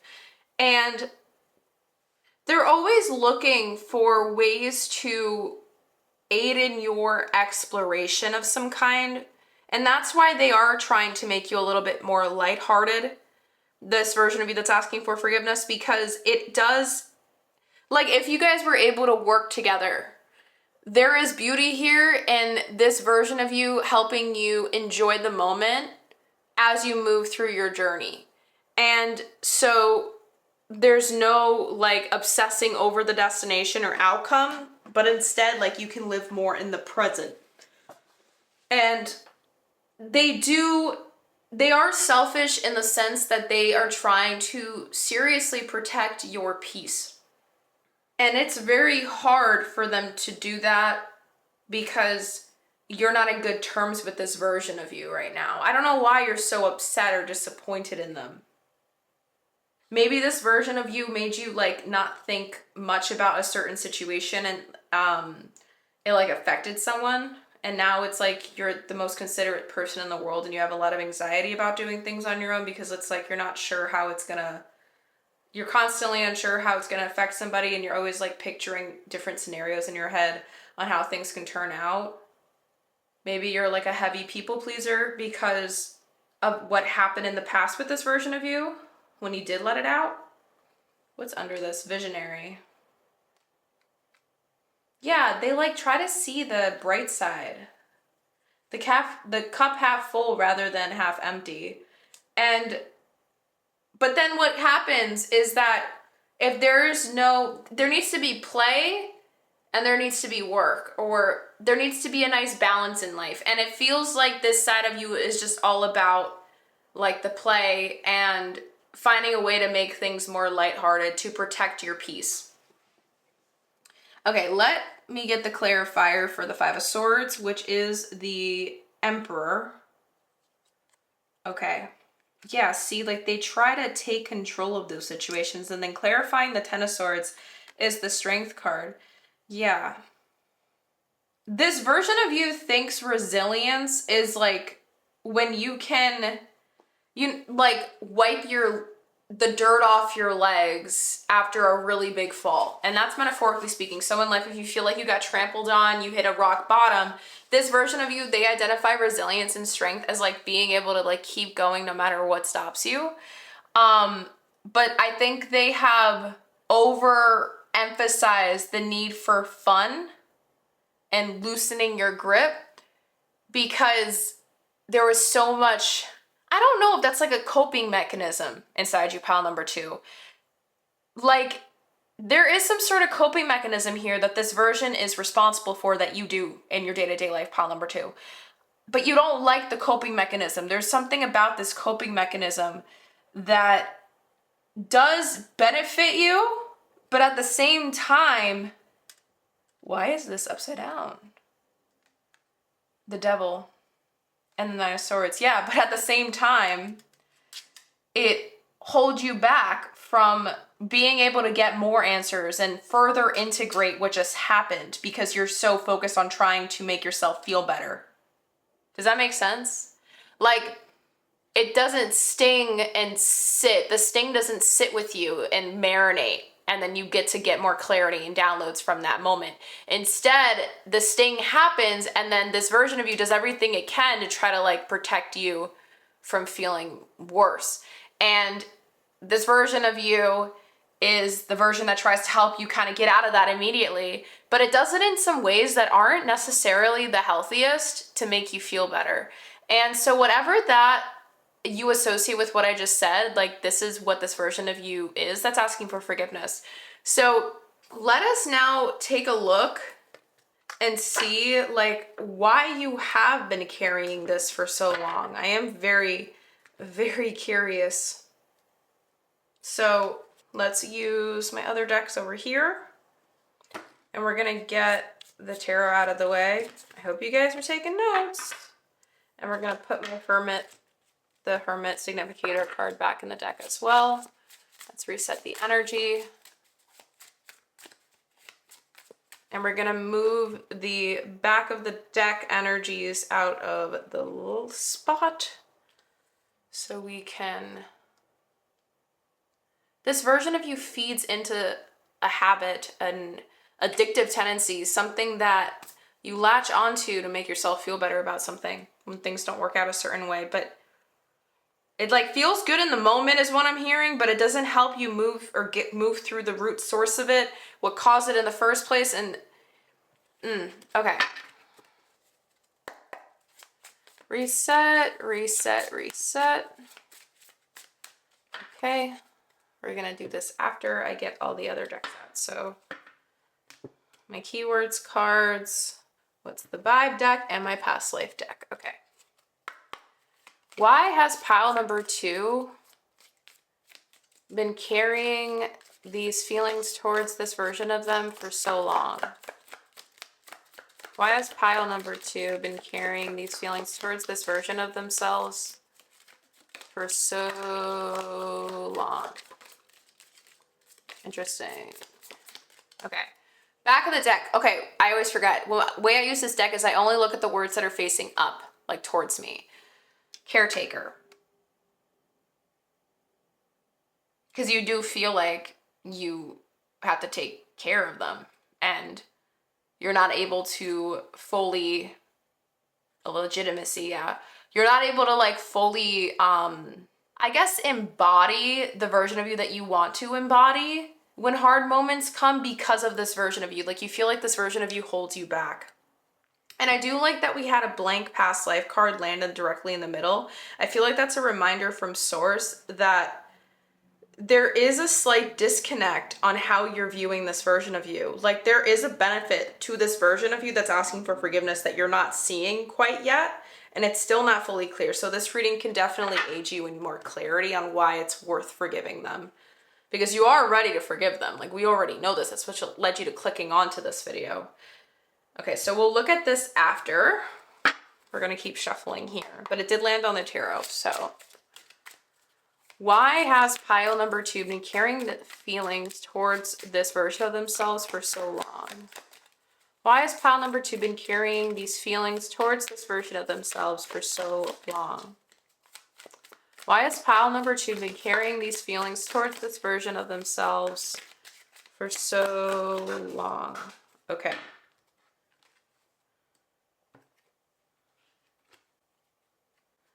Back of the deck, jealousy, the feeling of wanting what others don't have. Someone else has, being angry at someone because they are better off than you, not wishing well, wandering eye. Okay, sorry, we got some cards that did fall out, but I'm not gonna take them because I don't feel called to.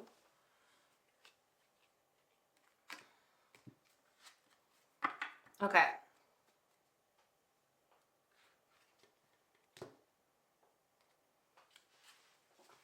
Oh, these did come upright. So we'll read them really quick. So we have Pink, conservation, save your pennies, healthy choices, intelligence, don't run away with your blank, spending, moderation. And then umbrella, femininity, fashion, shelter, prestige, power, prosperity, protection, royalty, a need for protection. That is so intriguing. We had an umbrella. I have to frickin' find your hermit, but they were holding an umbrella. That's really trippy. So the umbrella is standing out. The umbrella, there's something about a need for shelter. Okay. Why has pile number 2 been carrying their feelings towards this version of themselves for so long? Why has pile number 2 been carrying these feelings towards this version of themselves for so long?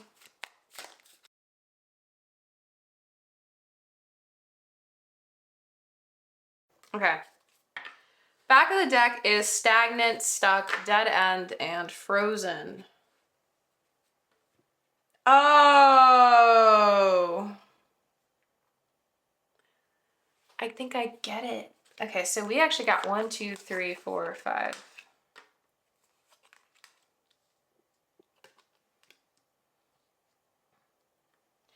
I think the cards landed on top of the tarot deck because they don't want me to use tarot on this part.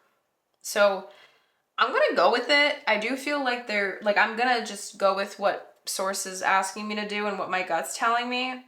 And we're gonna see, but I'm already understanding. So for some of you guys, this version of you, you've been carrying it for so long because it was a coping mechanism. And it's a coping mechanism for the sake of like feeling for survival for yourself. It makes you feel like you can save yourself, feel safe, feel secure, and they kind of cover up how you're actually feeling underneath. But because it's been so easily sort of downloaded into your being on how to do it, it's so second nature now. Like, that's one of the biggest reasons why you've been carrying it, even though you were able to like recognize it and bring awareness to it this entire time. It's just like you chose not to because of how easy it was to just keep doing things the way you've been. And I feel like you've been called out on it before, like not by me, but maybe by a friend, a loved one. Like maybe someone's like pile number 2, like you really got to stop doing this, like blank. Pile number 2, you really got to stop blank. This hurts you more than it hurts us, or we're worried about you. Like there's just like these little phrases that are coming through that you may have been told. Okay, so let us now look here now that I'm curious. So we have gluttony, which is about like, it's kind of like hedonism, like taking too much of something, but for selfish reasons. And then we have dementia. So for some reason, dementia, that's coming through like why you have been choosing not to acknowledge this habit. You've been choosing not to acknowledge this shadow. It feels like a shadow, so I'm gonna keep it as such.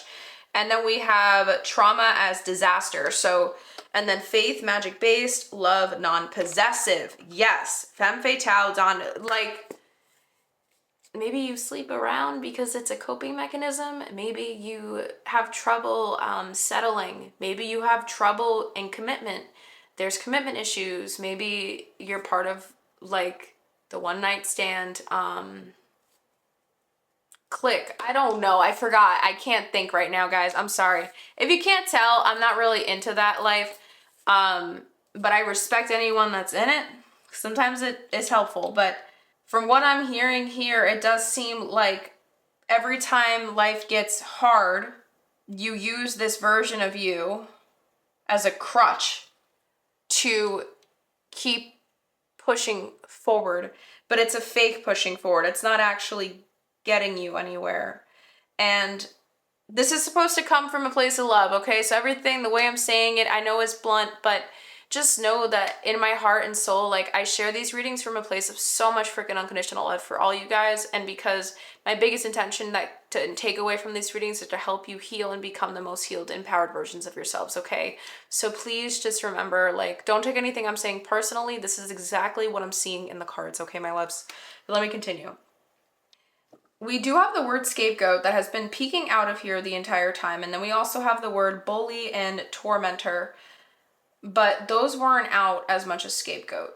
But this does feel like a scapegoat. Like this version of you is a scapegoat that helps you not deal. Oh my God, that's crazy. They help you not deal with the real issue beneath it. It's like a band-aid for what's really going on. Okay, I think it's time to do it, guys. Let's do it. We have longing, missing you, let's talk, reunion. Chaos, upheaval, disaster, downfall. Isolation, rejected, left alone, self-inflicted. And then, oh, I love how the colors change. Shattered, broken, nightmares, and failures. Oh, my heart. And then the card that kind of clarifies all of these is sippin', rumors, gossip, and nosy. There's this feeling of like you could have gotten out of this version of yourself if there was more people trying to push you out of it. But I'm going to be so honest with you. If you felt that, if you've ever had said that to yourself at one point, pile number 2, I'm going to be so honest with you. And this is just what Source said in my head, but that's an excuse. Oh, my heart. I hope that doesn't sting as bad as I think it would. But there is going to be so many moments where your ego is going to try to trick you into thinking that you have to be with this version of you forever. And all you're doing is just keeping yourself in the past. And people may have put labels on you. People may have told you, oh, this is how pile number 2 is. And that's all there will ever be. Like there's this feeling of being labeled. And you always felt super misunderstood. But it was always easier to just let this version of you be here and carry it because it was just easier. And it was easier than what other people would think. It was easier than having all eyes on you again. And I'm hearing again. There is a lot of sitting back, but doing it with like dainty eyes. I don't even know what that frickin' means, but like this version of you is the exact version that has led you to feeling as stuck as you've been in life. You feel like you've been on repeat of a pattern, or you've just entered a pattern, like a coping mechanism area in your life where you just keep using that same coping mechanism at this exact season of your life. And this is the version of you that's aiding in that regard. But it's because of some labeling. It was because of some assuming that was put onto you, and you just let it keep being your truth, even though it wasn't. It's like, this is the version of you that is people pleasing. They don't want to argue with what anyone thinks, and they're trying to just protect you at all costs. It's like self-preservation and I was gonna say self-conservation, but that's not even a word, but just like conserving your energy. Like, remember I said protecting your peace? Like, they kind of try to do that for you through this. And honestly, I am curious to see what makes you ready to forgive this now already, just because this is very intense energy. I can definitely tell a lot of you guys have gone through some sort of traumatic event when it comes to love or being used or betrayed, abandoned in some way with somebody else, that has led to this version of you being birthed. Or I'm also hearing like seeing it, witnessing it in some way, shape, or form has led to this version being birthed. But it's for your own, they think it's for your own greater good or greater benefit. But I feel like you're finally, or just recently, a couple weeks ago, maybe since watching or finding this video, like you started sort of reflecting on it or having moments of like doubt on it. Like, is this really who I want to be forever or something like that? So let us now get the other cards out. I just have to slide these down. I'm just going to place this here so we acknowledge it. And then, where do I put this? Okay, we're going to put this here. All right. So, but that's trippy. You got the umbrella twice. That is very trippy. Okay. We're going to use these other decks. I forgot to mention them. Yin Yang Oracle, Rune, and Embracing Your Shadows decks. Okay? What makes pile number 2 ready to forgive this version of themselves now, regardless of when they come across this reading? What makes pile number 2 ready to forgive this version of themselves? Okay. Back of the deck, the perfectionism trap. Seeking flawlessness leads to self-sabotage. Embrace progress over perfection. Well, that's part of the stalling aspect, but it's because of your wounded heart that made this perfectionism thing a thing. And you're only going to stay trapped in it if you continue to feed into this coping mechanism.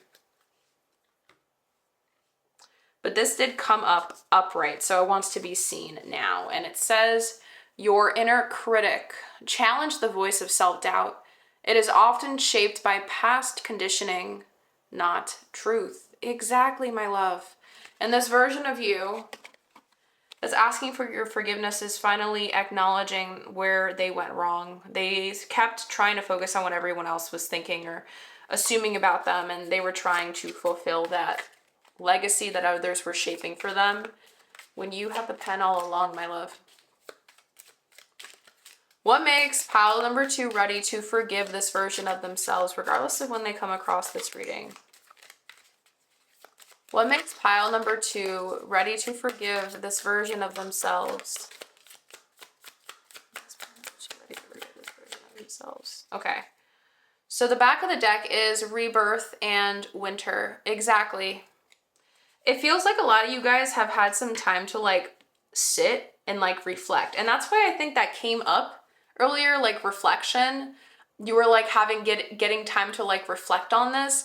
And this kind of just confirms it to me. Not to mention this came up, right? We have integration and union. Yeah, like you're realizing a lot of things now. Maybe you started to realize, like, remember, yes, I did say it a couple weeks ago.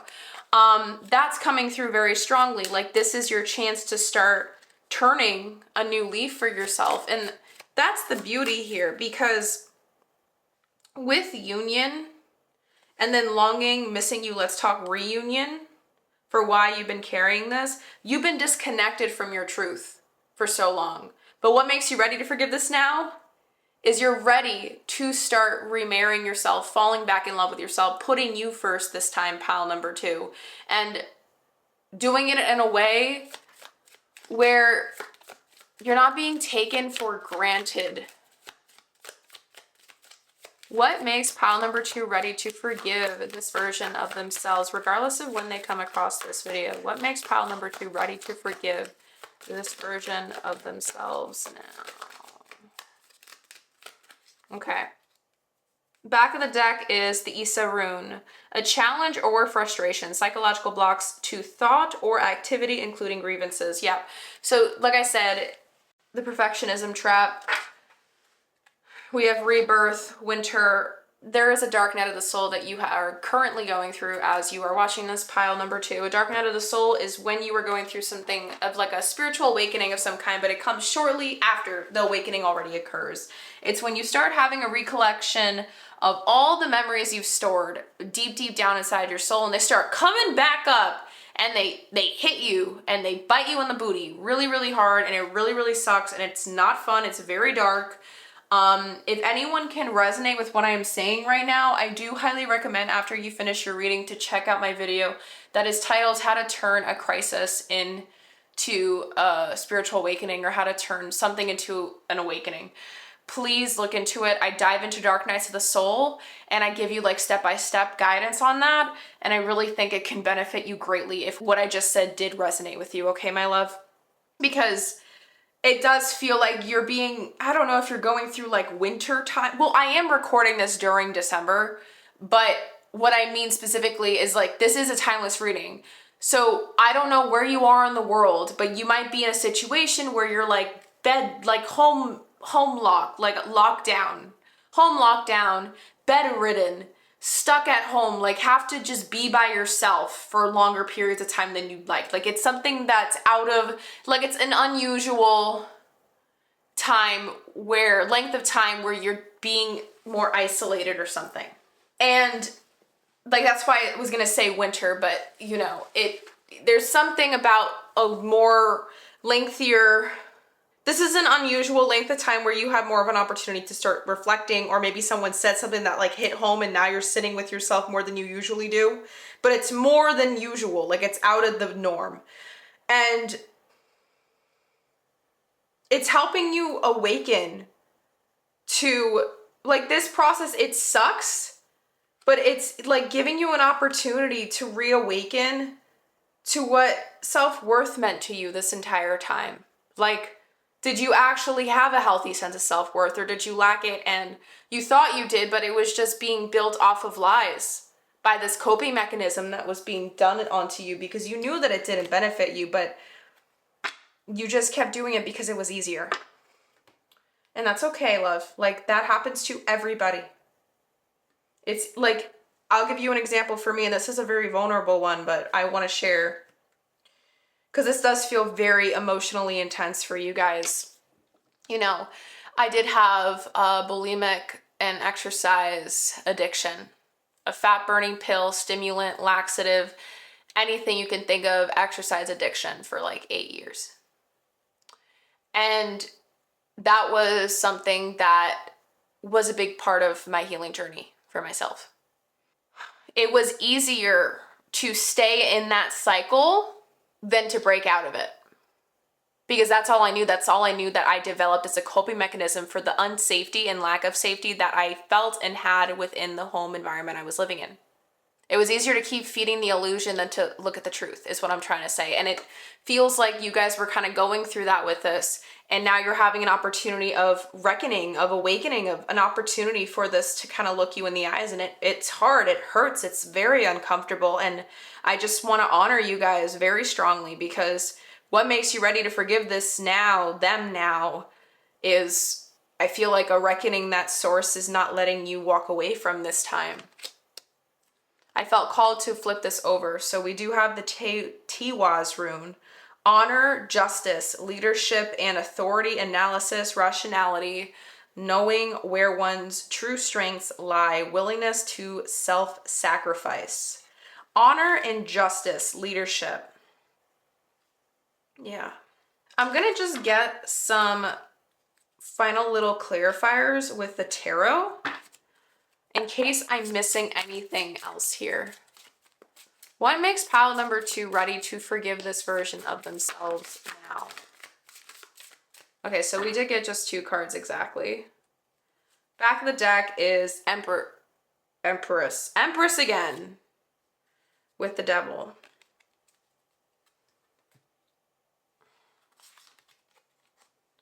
Again, we have the 2 of Wands and Strength. They just came out together. You're ready to start looking forward now. You're rebuilding what true resilience is. What actually is, quote unquote, a strong person. Because I think your definition of strong was meant for a wounded version of you that you no longer are no more, my love. And you've been carrying that wound for too long. It's not your truth anymore. And you're reshaping that. You're recognizing that. And it's time to balance the scales. You're understanding what it actually takes to start doing things the right way. And I feel like with the Tiwaz rune being Tiwaz rune, sorry if I mispronounced that, if I pronounced that incorrectly, but I really just feel like you're in an ascension. Challenge the voice of self-doubt. Strength card is about challenging. Challenge it. They are trying to tame the wild within. How can you show up for the part of you that's constantly seeking validation and recognition or attention from the things outside of you that aren't you right now? How can you give the things that this version of you is asking for to them? Because you can. I'm telling you, most of the time, we never realize how much of what we've been looking for outside of us are the very things that we have always been able to give ourselves. And if you were to start doing that right now, I'm telling you, your whole world can change. Because there is a big shift of realization within that. Like a self-realization moment happening within you right now. Yes. And we have codependency patterns. Evaluate where you rely on others for emotional stability. Reclaim your own power. My love, you are learning that. You are learning that so well. You are learning how to overcome that. Some of you guys listening to this might have actually been in might be in a relationship, and you're learning how to overcome the need for their approval as well. To go be able to do things on your own and take leadership over your life. And that's what makes you ready to forgive this version of you, because you know that they didn't mean you any harm. They really all just came from a past that they never were seen or looked at the way that they wanted to be seen. They were so severely, I repeat this with emphasis, severely misunderstood, that it hurts and breaks my heart for you guys. Because if you guys do know what the term scapegoat means, I was a scapegoat growing up with a borderline narcissist. And the amount of emotional damage and shit that I had to move through, and still to this day, because it leaves an imprint on you. That's why addiction is so easy for people like us. Doing things that feel so good in the moment, but they're so bad, but this is your only sense of control in a world where you don't feel that at all. I just want you to know how much I validate you right now, how much love I have for you.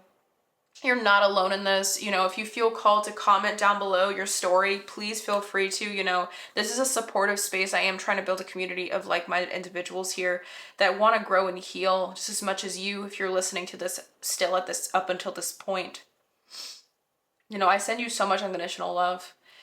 I am going to take a moment before we move into the final question here, because Source is actually nudging me to do this. I almost teared up, sorry if you guys hear me sniffling. In case any of you guys do feel called, I am a trauma-informed facilitator for deep healing. Okay, my loves? And basically what I do is I help hold and maintain a sacred space for your soul's remembrance. And it is client-led, and it is soul-rooted. And specifically, it's for the ones who feel lost, stuck, or quietly tired of self-sabotaging. So if you are feeling curious to want to see what my one-on-one work might look like, my services might be about, feel free to schedule a free one-on-one soul clarity call session with me in the description box to my link tree down below, okay? And that way you can also see the videos of who I am, my story, my truth, or even just feel free to check out my YouTube channel. I feel like I want to be your friends. I want to be all of you guys' friends that chose this pile, because I can relate to this entire scenario very, very well. And, I will never forget the time when I did a very intense shadow work meditation, and I saw my shadow self with blood-stained tears falling down their face, stuck for the first time. So I'm just saying, these things are hard, these things are intense, and you don't have to go through it alone. So that's something that you do feel called to. Feel free to check it out and book a session, okay? Just know that I'm here for you, always, my love, always. Okay, so let us now move into what becomes possible when you stop punishing yourself. Oh my God, my heart, guys. My heart, my heart, my heart. So we're going to be using my spell deck, tea leaf cards, my love oracle, along with my fortune oracle decks. What becomes possible for pile number 2 once they stop punishing this version of themselves? What becomes possible for pile number 2 once they stop punishing this version of themselves?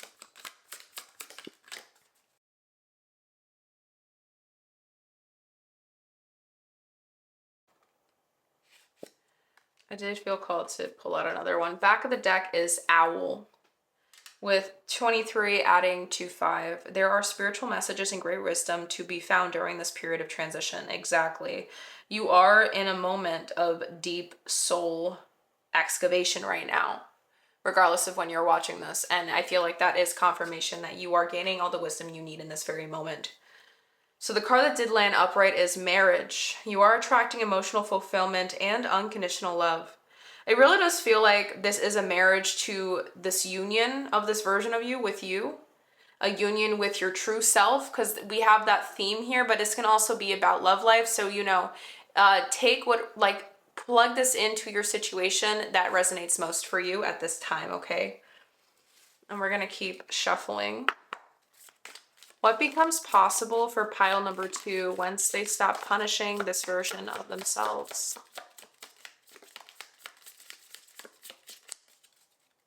What becomes... Oh my gosh. I just dropped a bunch of cards. And I feel like that was Source's way of saying, we're done with this deck and we're going to go into the other one. So the back of the deck here is wedge. Someone is trying to come between you and a friend or something you want. Exactly. This is the coping mechanism. This is the habit that's been keeping you on autopilot. Someone is trying to come between you and a friend or something you want. I think this is the tendency. Let me just shuffle the other pile of tea leaves. What becomes possible for pile number 2 once they stop punishing this version of themselves, regardless of when they come across this reading? What becomes possible for pile number 2 once they stop punishing this version of themselves, regardless of when they come across this reading? Okay. Back of the deck here is broken ring, parting of the ways in either romance or business. It does, like marriage, broken ring. This is the back of the deck, okay? So this is the current energy of now. This is giving me a big indication that there is a parting happening. There is a soul separation of some kind. It feels very grief, like it's filled with grief and despair and pain. And again, the way I'm talking, I just want you to know, like, I am holding this with so much love and grace right now and strength to keep doing this reading for you. Because if I wasn't, I would be bawling my eyes out for you right now. So just know that I do want to do that, but in order to keep the integrity and honoring of this reading and Source's channels, I can't. Okay, so what's interesting, I'm looking down, oops, and I saw, so, oh my gosh, I can't pick this up. Whatever card we do end up getting out of this deck, I am curious to see, because the hand in need of help, assistance, and guidance, it's gonna pair with this card. So let's check it now. What becomes possible for pile number 2 when they stop punishing this version of themselves? What becomes possible for pile number 2 when they stop punishing this version of themselves? Okay, back of the deck, the Grim Reaper, the relationship is over, no second chances, grow and transform your life. Broken ring, Grim Reaper, Issa, a challenge or frustration, psychological blocks to thoughts or activity, including grievances. Like I said, there is something ending here. This is a dark night of the soul, and it is not fun, my love. So I just want to keep affirming that to you. I can only imagine how intense this must be for you. I just realized, so this technically would be here, right? Because these cards landed here, so now I'm knowing that these cards want to be with this Fortune, and this one might just want to be in isolation and shattered, like in need of help, assistance. I honestly think this is just what becomes possible is you being able to get help. Like, get assistance, get guidance. I'm telling you, if you guys want to book a free one-on-one soul clarity call, please, highly recommend. I am also offering, before I show the other things, I did also a couple months ago create a waiting list for anyone that wishes or feels called to get updates on virtual healing workshops, gatherings, circles, everything online that is going to be accessible, affordable, and inclusive, because I am trying to make healing as accessible as possible. And these things are going to range all the way from astrology for self-discovery to neuroscience on how to rewire your brain, not deregulate, re-regulate your nervous system, somatic work. Honestly, the range of healing modalities we're going to get to dive into, they're going to vary depending on the events you sign up for, okay? So that link is also found in my description box below if you do want to be part of that waiting list. There's nothing you need to pay. It's absolutely free to sign up, and it's just so you get notified when I have any up and coming virtual circles or gatherings or workshops, okay?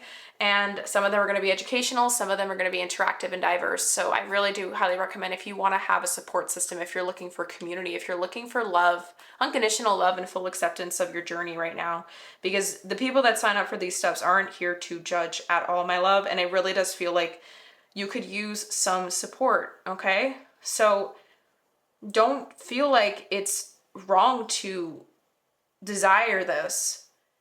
Maybe this is exactly the thing that helps you get into more self-empowerment for yourself. Because I've gone through codependency issues before. Like, I know this. And I'm just saying, like, you're going to start to ask for more help once you stop punishing this version of you. That's basically it, my love. Okay. And the final deck of cards. What becomes possible for pile number 2 when they stop punishing this version of themselves?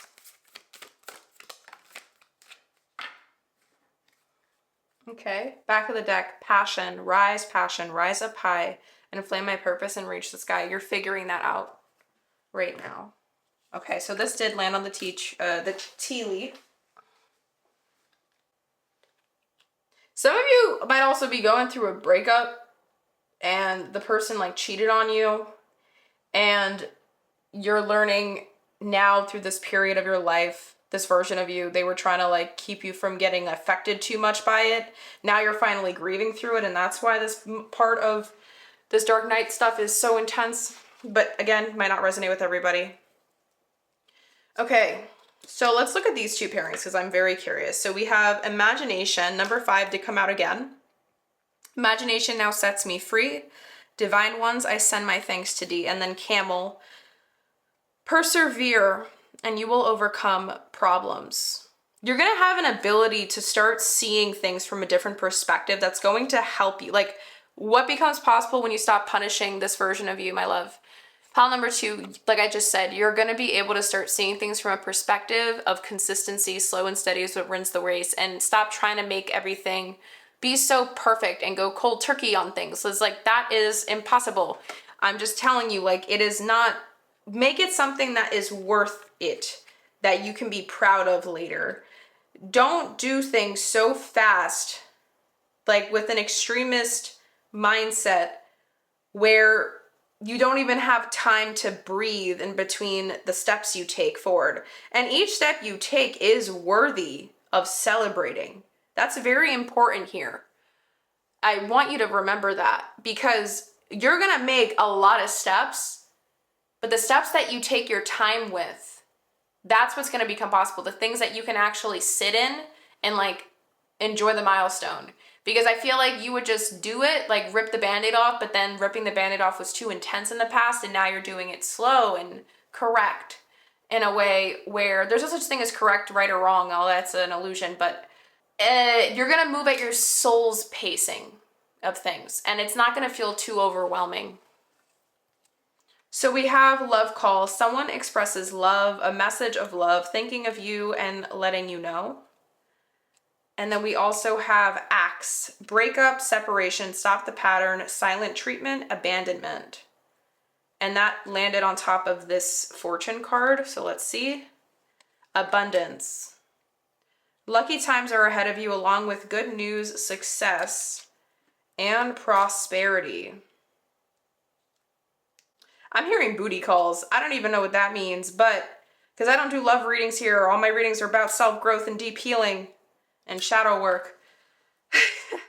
But I feel like you're going to get tested. There's going to be a moment where you're going to be tested. Source is going to ask you, is this what you're really willing to do? Are you willing to level up now? Are you willing to do the things that are required and necessary of you to stop slipping back into old habits where this version of you would kind of take over and desensitize you, numb you, dissociate, make you dissociate from like what was really going on, the reality of the situation.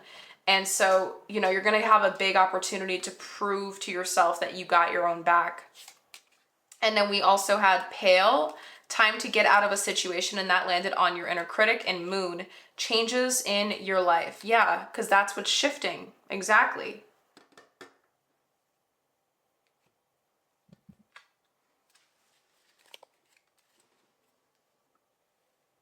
That is what is shifting. What becomes possible for pile number 2 once they stop punishing this version of themselves?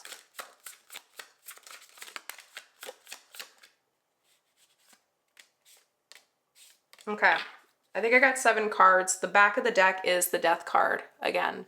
We had the Grim Reaper here. Death. These are all moths. These are beautiful. And then we have the 8 of Cups. You're walking away from something that you know does not serve you anymore, and that creates resilience. The number 888 may be of significance. That's very trippy because pile number 1 also got the number 888 as well. So I highly recommend that you write that number down when you get a chance, my love. That's crazy.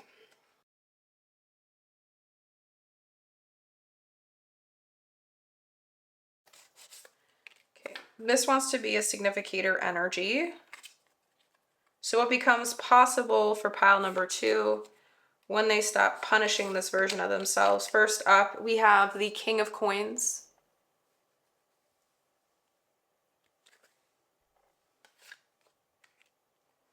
Next up, the Page of Coins.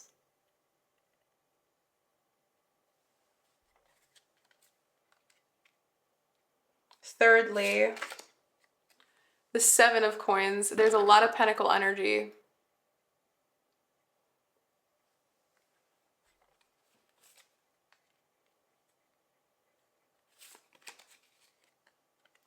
The Page of Swords.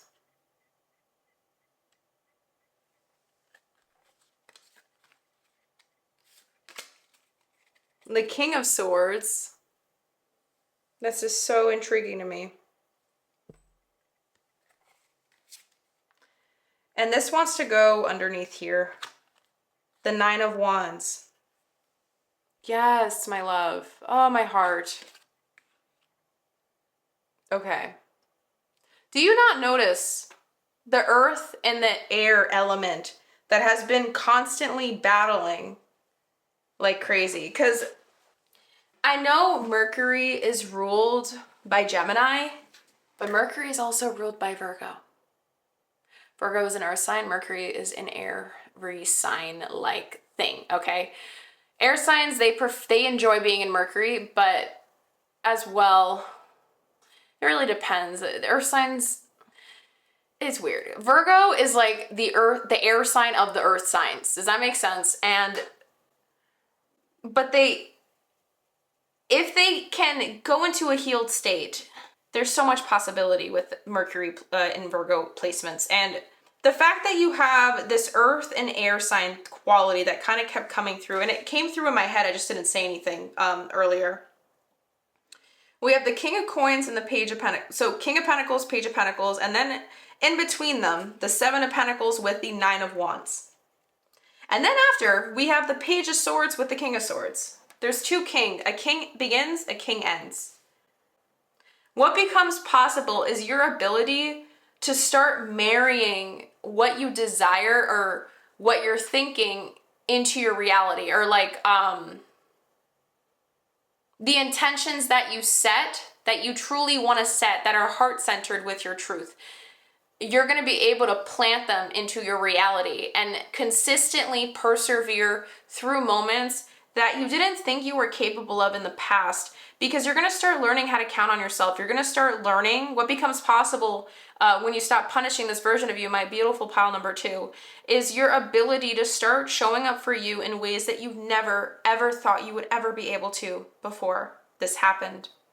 There's so much forgiveness to be made here, in the sense of, you used to think that beating this version of you up was the way to make it go away, but it only made it stronger and more dominant.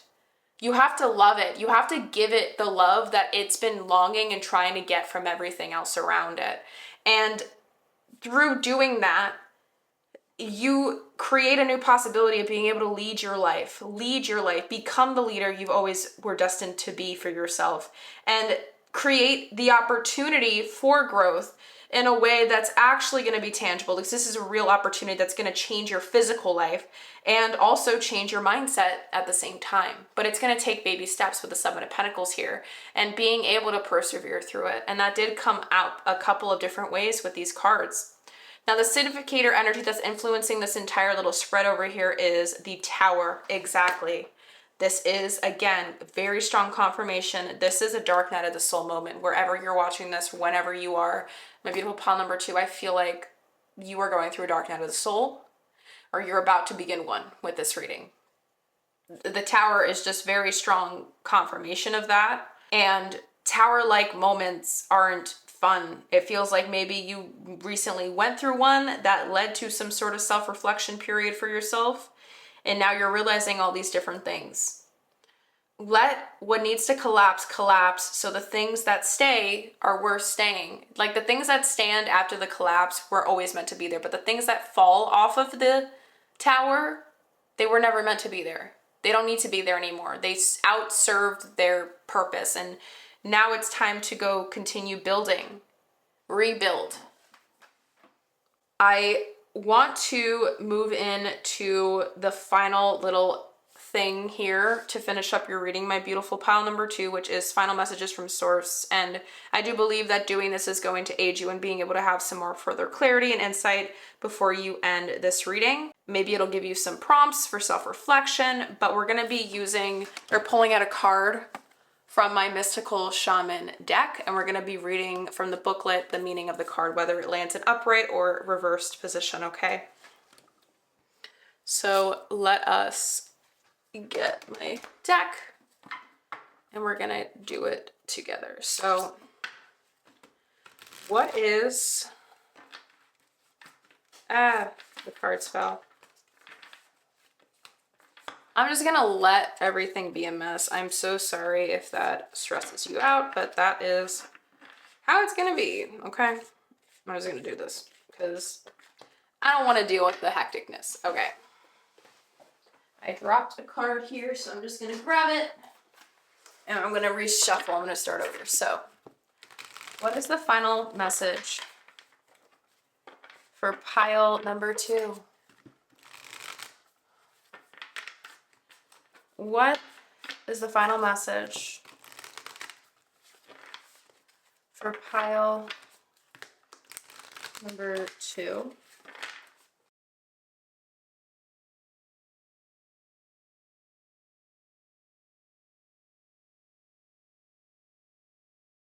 Okay, so you guys are the only pile so far that have received 2 Mystical Shaman decks. The back of the deck is the blade, and this is reminding me of the Ace of Swords energy, so there is something huge that we are about to reveal together.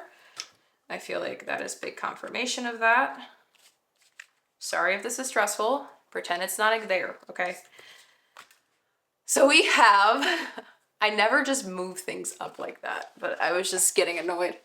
We have the Medicine Wheel in reverse. 35, 6, 7, adding to 8. And then we have the Seer upright, 4 and 5, adding to 9.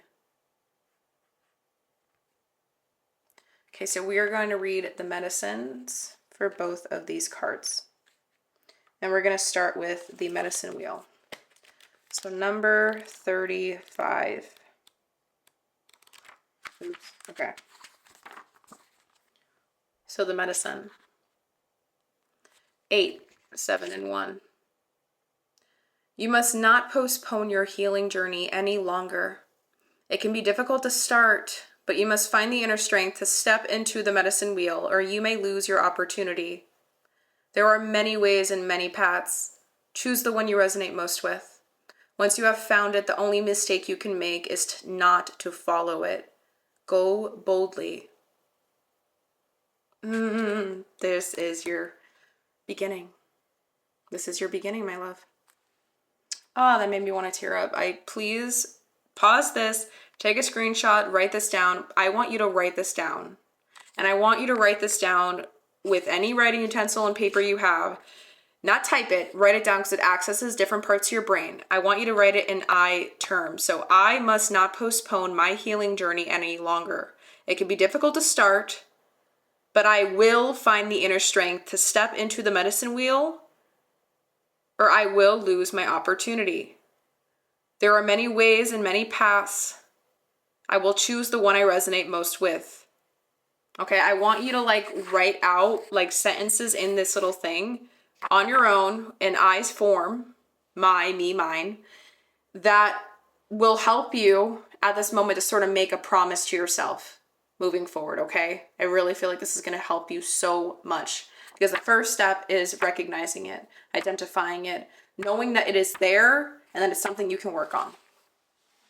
Okay, so that was the first card. And then now, my love, we have the seer. So this is an upright position. The invitation. The seer invites you to trust your intuition and follow it as it leads you forward. You may feel lost when it appears that your hunch is taking you in circles or even through a maze. But the hidden realms don't follow the rules of a two-dimensional map. Trust your gut and allow your perception of your circumstances to widen to include the nuances and subtle cues that you normally miss if you take things at face value. The seer has gifted you with his magic. You're exactly where you're supposed to be. Your vision is clear. There's something that you can start doing now. You've been reflecting, or maybe this is something that's going to happen. There's a download that's coming in. So be prepared, trust, don't force anything. Surrender to the process, surrender to the unraveling. It's not fun, it is not pretty. I know that. If you guys follow me on Instagram, you would understand what I am talking about because I talk about dark nights of the soul and all my own personal unraveling and becoming. So if you don't, my God, I can't talk. If you are not following me yet, I do highly recommend you do. But yes, this is just making a huge statement for you to just get started and do it. So to finish up, let's get some little slips of paper for some final channeled messages from Source. So final messages for pile number 2. I want to get these.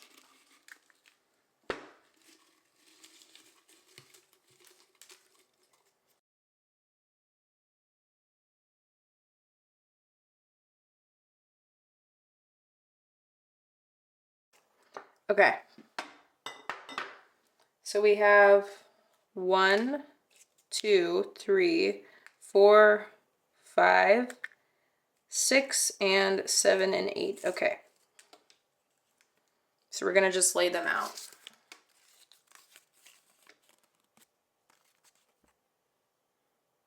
Uranus doesn't ask, it rips. Whatever fell apart needed to. Stop trying to tape it back together.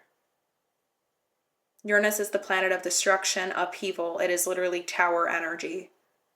Uranus doesn't ask, it rips. Whatever fell apart needed to. Stop trying to tape it back together.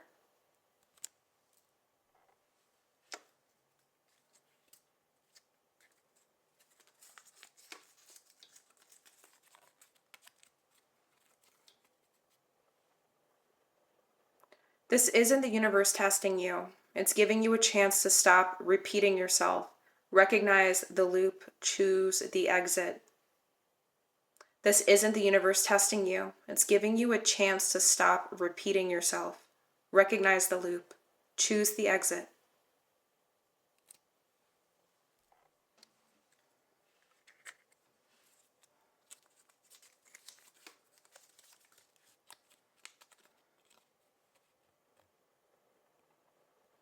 Your purpose isn't a job title. It's how you exist when you're not self-abandoning.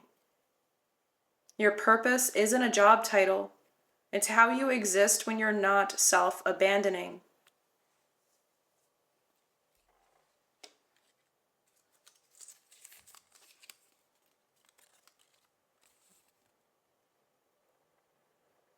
Not all transformation is glamorous. Sometimes it's doing the same hard thing again until it's not hard.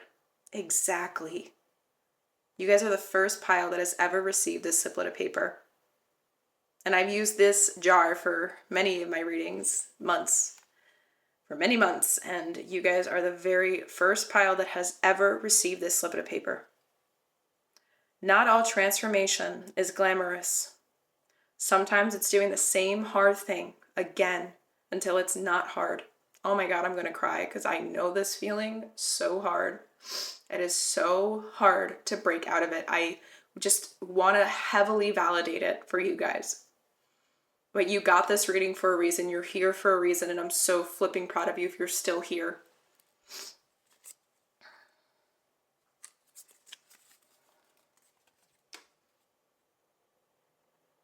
This energy feels like fourth house vibes. Inner child, ancestry, unspoken needs. Start there. This energy feels like fourth house vibes. Inner child, ancestry, unspoken needs. Start there. Yep. Dark night of the soul territory. This is about reconnecting to your roots. Sacral chakra energy. I was talking about that. But it's overactive because there's overactive energy in the root chakra. I do highly recommend you guys check out my playlist on my YouTube channel about root chakra healing, because this ancestry, inner child, unspoken needs, all that is in that playlist, and it helps you kind of understand it. Even if you don't align with the chakra system and your belief systems, you can apply it in a psychological perspective, and it still is so flipping helpful. It's what I use when I work with my clients. It's very, very helpful.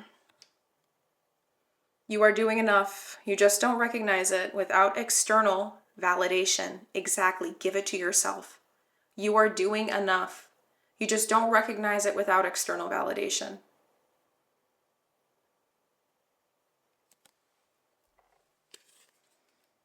And the last two ones.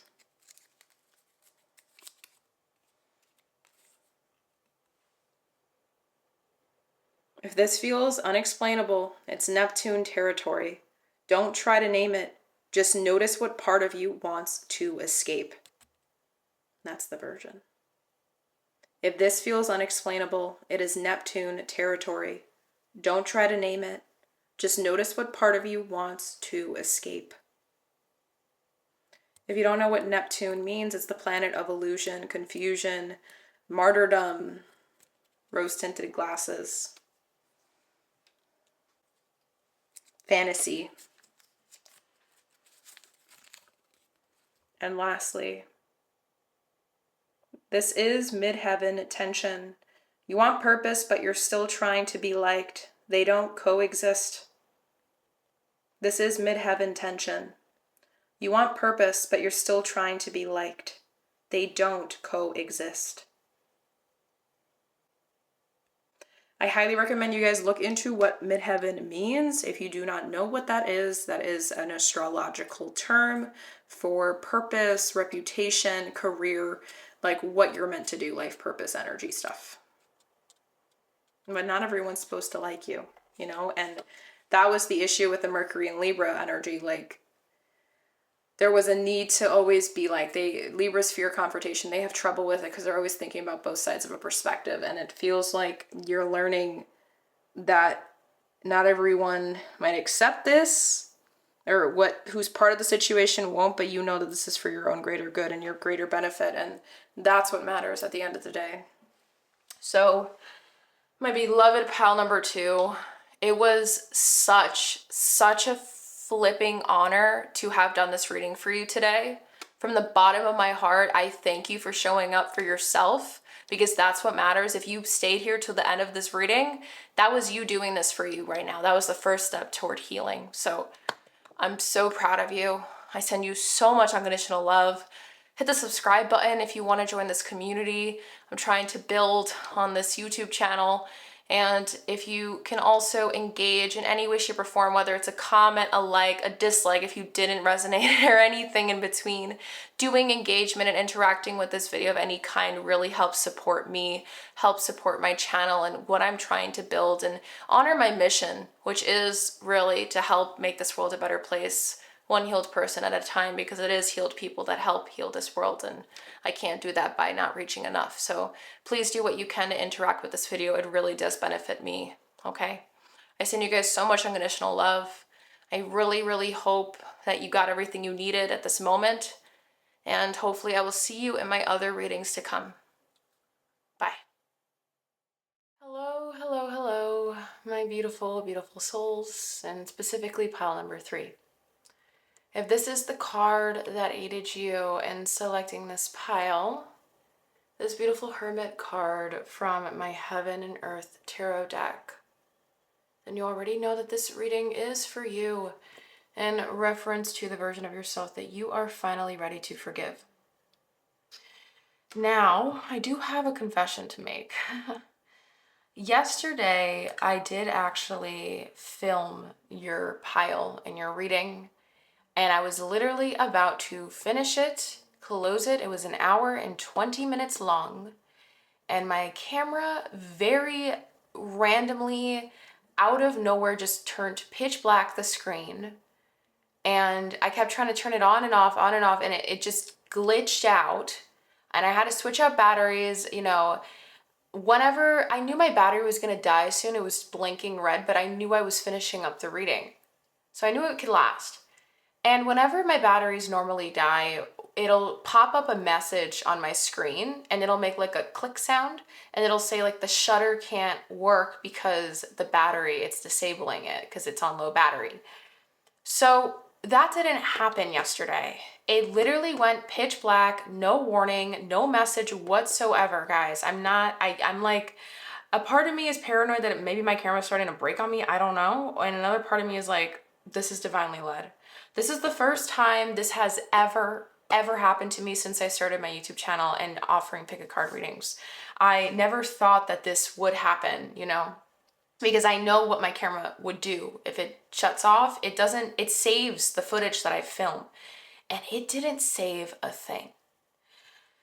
So what I did is I saw that as Source's way of telling me, look, Bridget, the reading that you did yesterday, maybe there was too much hecticness going on. I was like taking care of my animals. I had to let them in. You were able to see my cat in the film. So many different spontaneous things happened yesterday. And I was like, okay, how do I show up now? So I left my table with all the cards everywhere. And I thought I was going to start up today's video, the one that you're listening to right now, it's recording, with the spread. So you can see that it already happened. And we were going to dive into it and then add more, because maybe Source was telling me like, okay, they already know this. But then I slept, right? This was last night.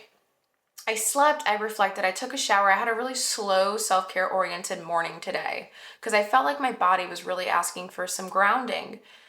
And I came to a conclusion.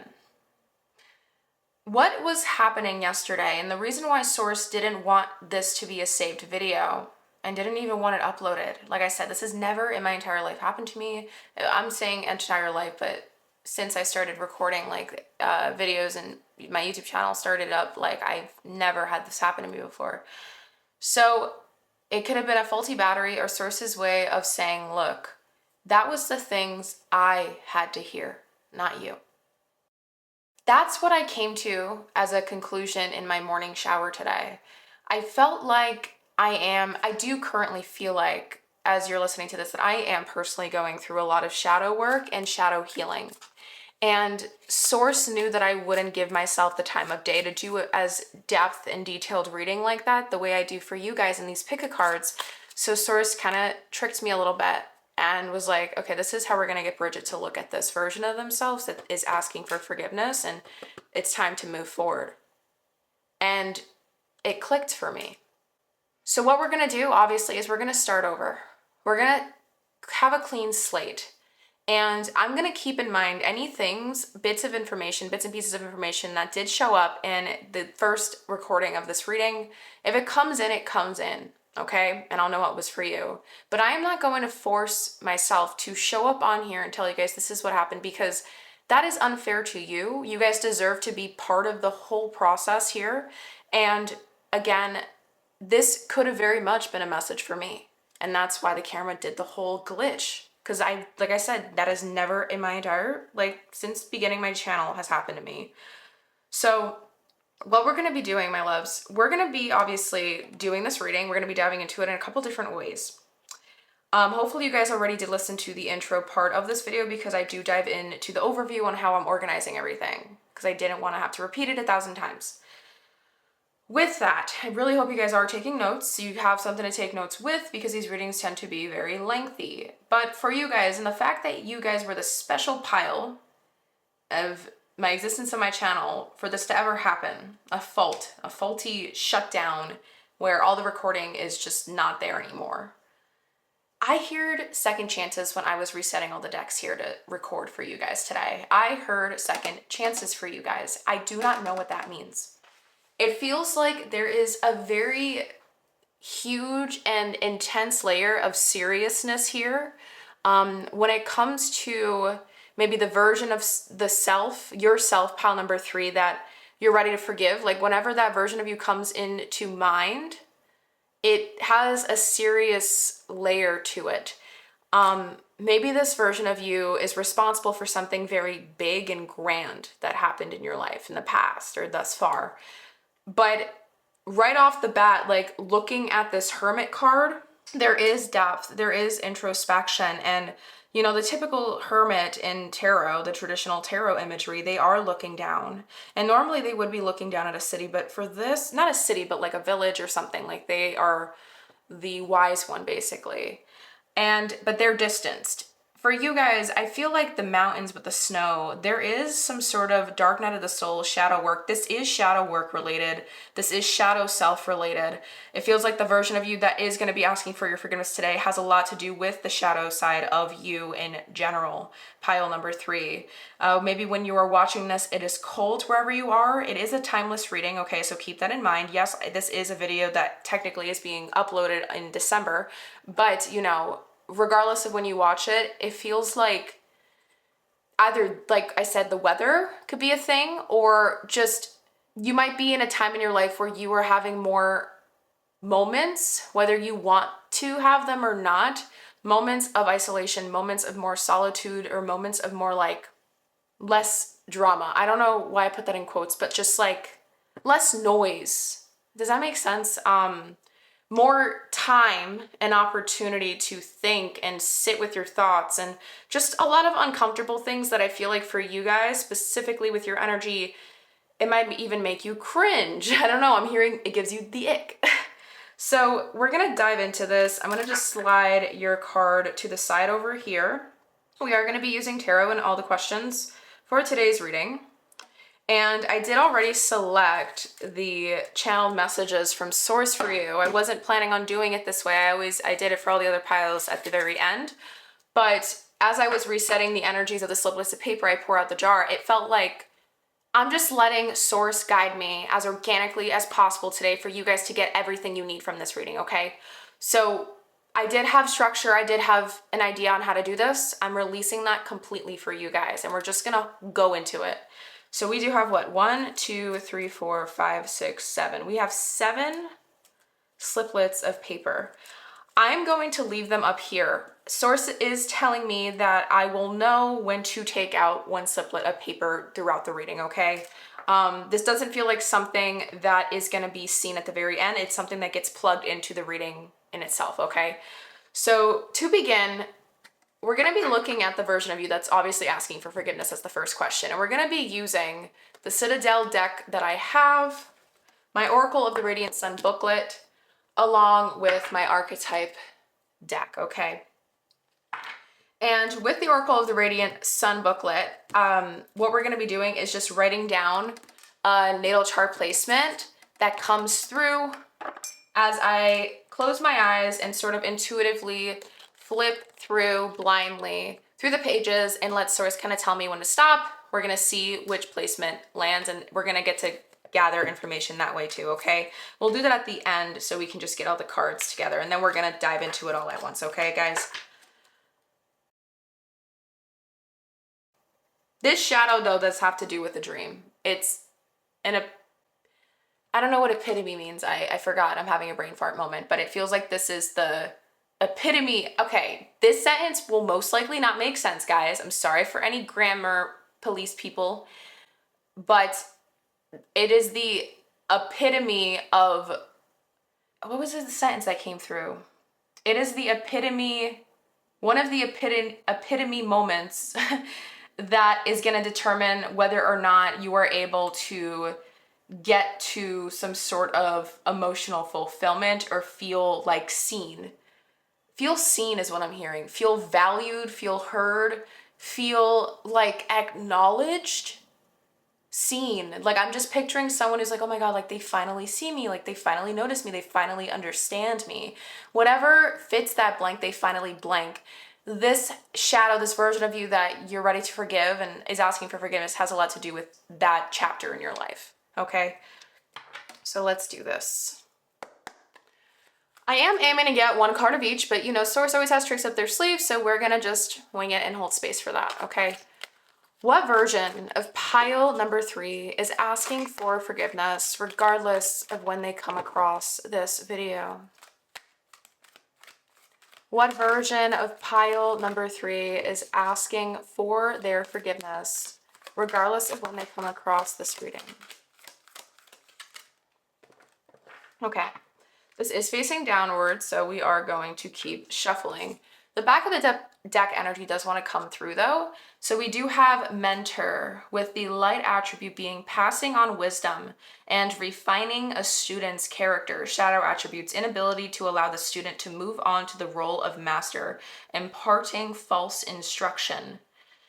These are very important things, like the light attribute passing on wisdom and refining the student's character versus the inability to allow them to move on and grow, kind of deceiving them in some way. It feels like this has to do with some shadow work when it comes to this version of you, but let's continue because it does feel like, since this is a back of the deck energy, the way I see back of the deck energies is like your current energy.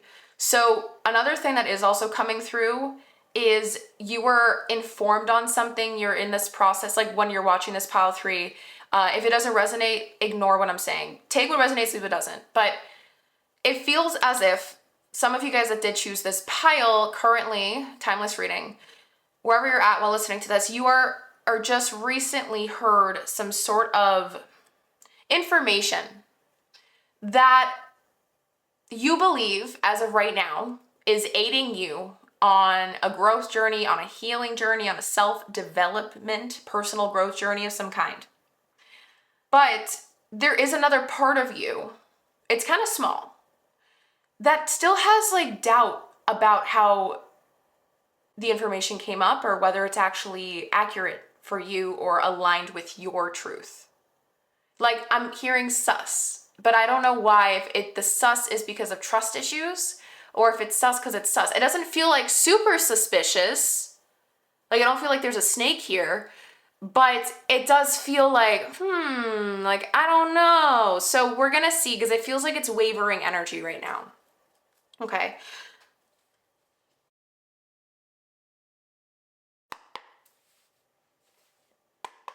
What version of pile number 3 is asking for their forgiveness, regardless of when they come across this video?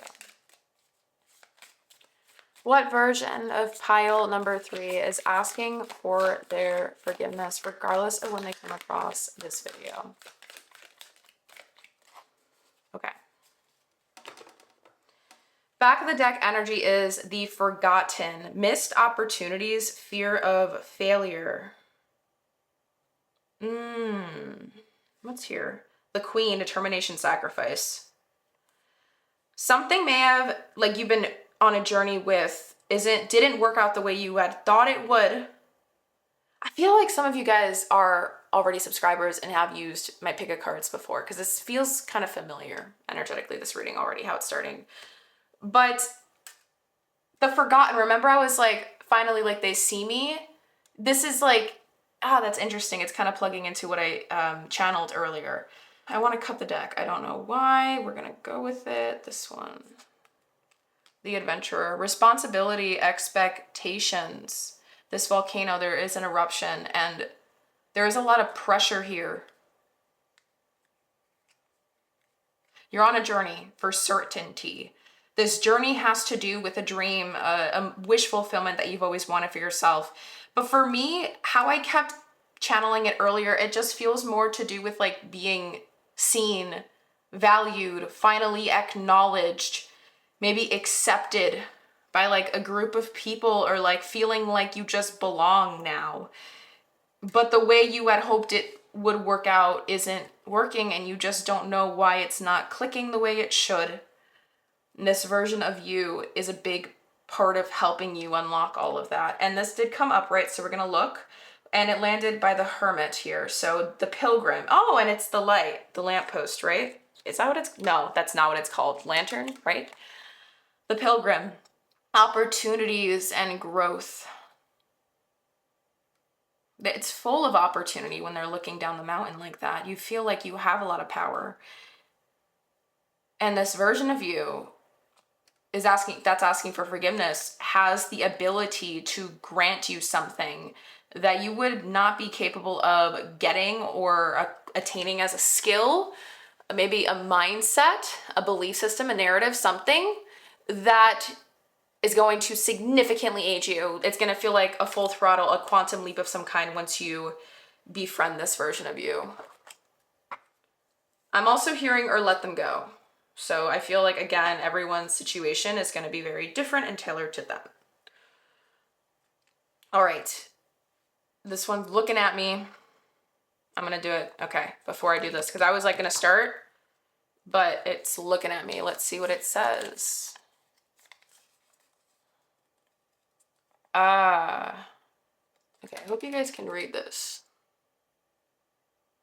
Let's see if it focuses.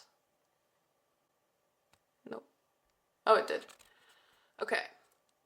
You didn't manifest this, you tolerated it. There's a difference. And until you name that difference, you will keep confusing misalignment with misfortune.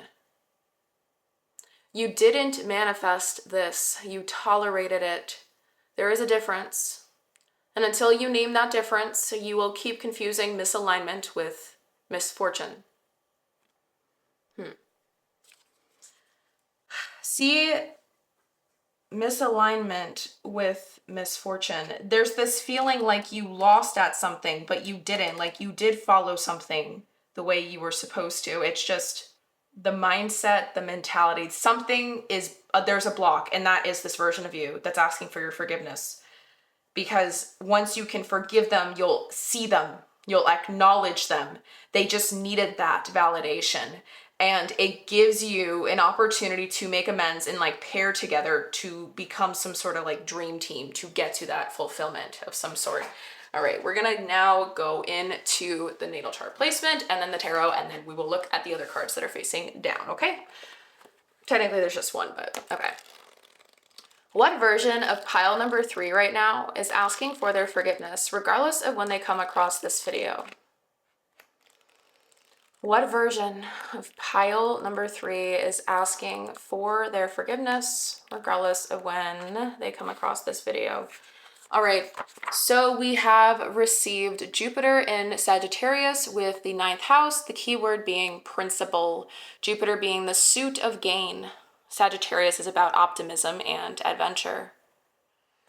So we are going to read the description for the image if we have the card with us. Ruins represent the establishment of earlier times. The Maitri is a symbol of spiritual power across centuries and countries. The constellation Noah's Dove, with its prominent star, fact, is ascribed to the nature of Jupiter and Saturn by Ptolemy. Principle. Okay, I do feel called to read the booklet, so we are going to do that because this is like big words. Okay, so With Jupiter in its own sign of Sagittarius, we see the perfect combination of planet and sign. That's how it feels when you befriend this version of you, the perfect combination. For the lucky people with this aspect, the most satisfying way to enrich life is through broad, adventurous travel, both physically and mentally. Well, you're on one right now. Studying or living for a period within another culture is fulfilling for people described by this card, and a major philosophy or religion will form an important part of life, although this may manifest as psychology or politics. They can also be concerned with publishing, lecturing, and teaching, but always connected with a strong set of ethics. These interests produce a farsightedness that can manifest as seeing into the future. They have a strong desire to acquire as much education as possible and take advantage of opportunities. Well, that makes sense, that feeling of missed opportunities for involvement in mature studies, which can lead on to distinguished achievements. They are also, however, susceptible to involvement in extremist religious or philosophical beliefs. It is possible that people with this planet sign combo may seek to impose their concepts on those around them to the extent that they develop a self-righteous attitude that rides roughshod over other views. When this card appears in a reading, it will raise a matter, principle, or life philosophy that is particularly related to the question. Okay, let me write this down. So Jupiter in Sag with principle. Well, they are a fire sign, and fire signs are extremely passionate. Jupiter in Sagittarius, keyword principle, 9th house. Okay.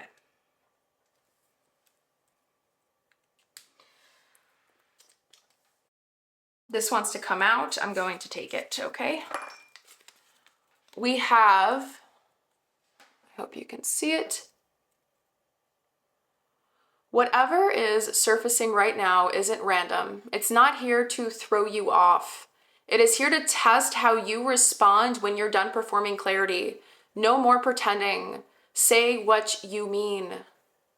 Whatever's surfacing right now isn't random. It's not here to throw you off. It's here to test how you respond when you're done performing clarity.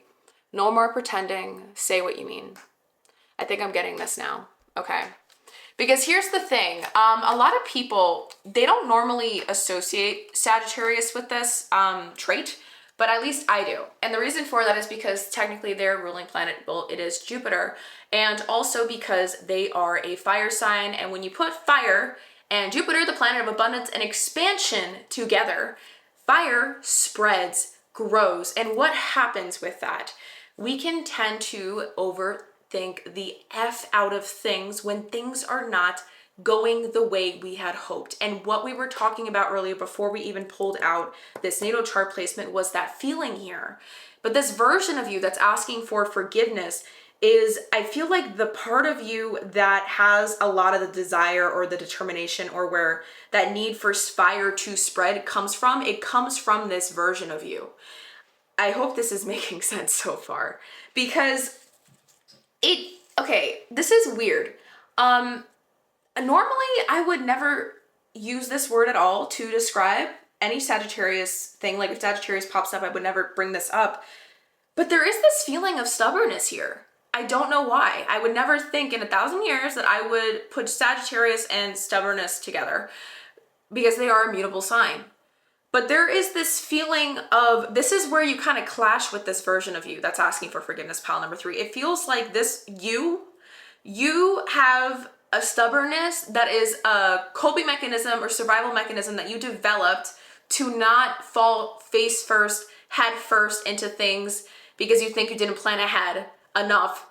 Maybe you used to have like an impulsive tendency in the past, and so you try to work on not being as impulsive as you used to be. Now you're like more maybe calculated, or not even the word calculated because that sounds very intense, but you really try to ask yourself, am I sure I want to go through with this? Is this a good idea? You do try. Maybe you're not 100% the best at it and you don't mute out the impulsiveness 100%. But when it comes to serious matters, I feel like you are really careful on where you go with things. And I think it's because of some oh my God, I literally stuttered so bad just now. I feel like it's because it came from some sort of personal experience that happened to you where you were impulsive and maybe you identified that old version of you as reckless, when at the time you just were exploring. And there's no need to put the label of reckless or immature on that past version, because genuinely ask, like, if that was your kid, let's say that version, the version of you in the past, like, was your kid now, would you call them stupid for doing that? Would you call them reckless and immature and dumb? Or maybe you can change the perspective and say, well, they're a young human. They didn't know any better. They were just so excited because they wanted to experience X, Y, and Z that they didn't get to before. There was some sort of desire for freedom every time there was impulsiveness, and a desire to feel in control, a desire to feel like the leader.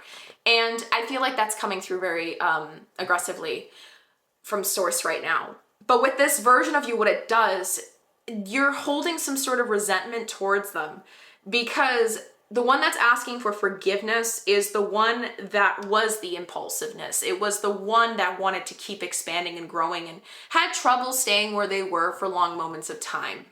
There is another paper. I wasn't expecting them to come out this quick, but there's another paper that wants to come through, and I'm going to open it now. So it says, let's see. Oh. Here. You're not being tested. You're being shown how much you have grown. You are not being tested. You are being shown how much you have grown.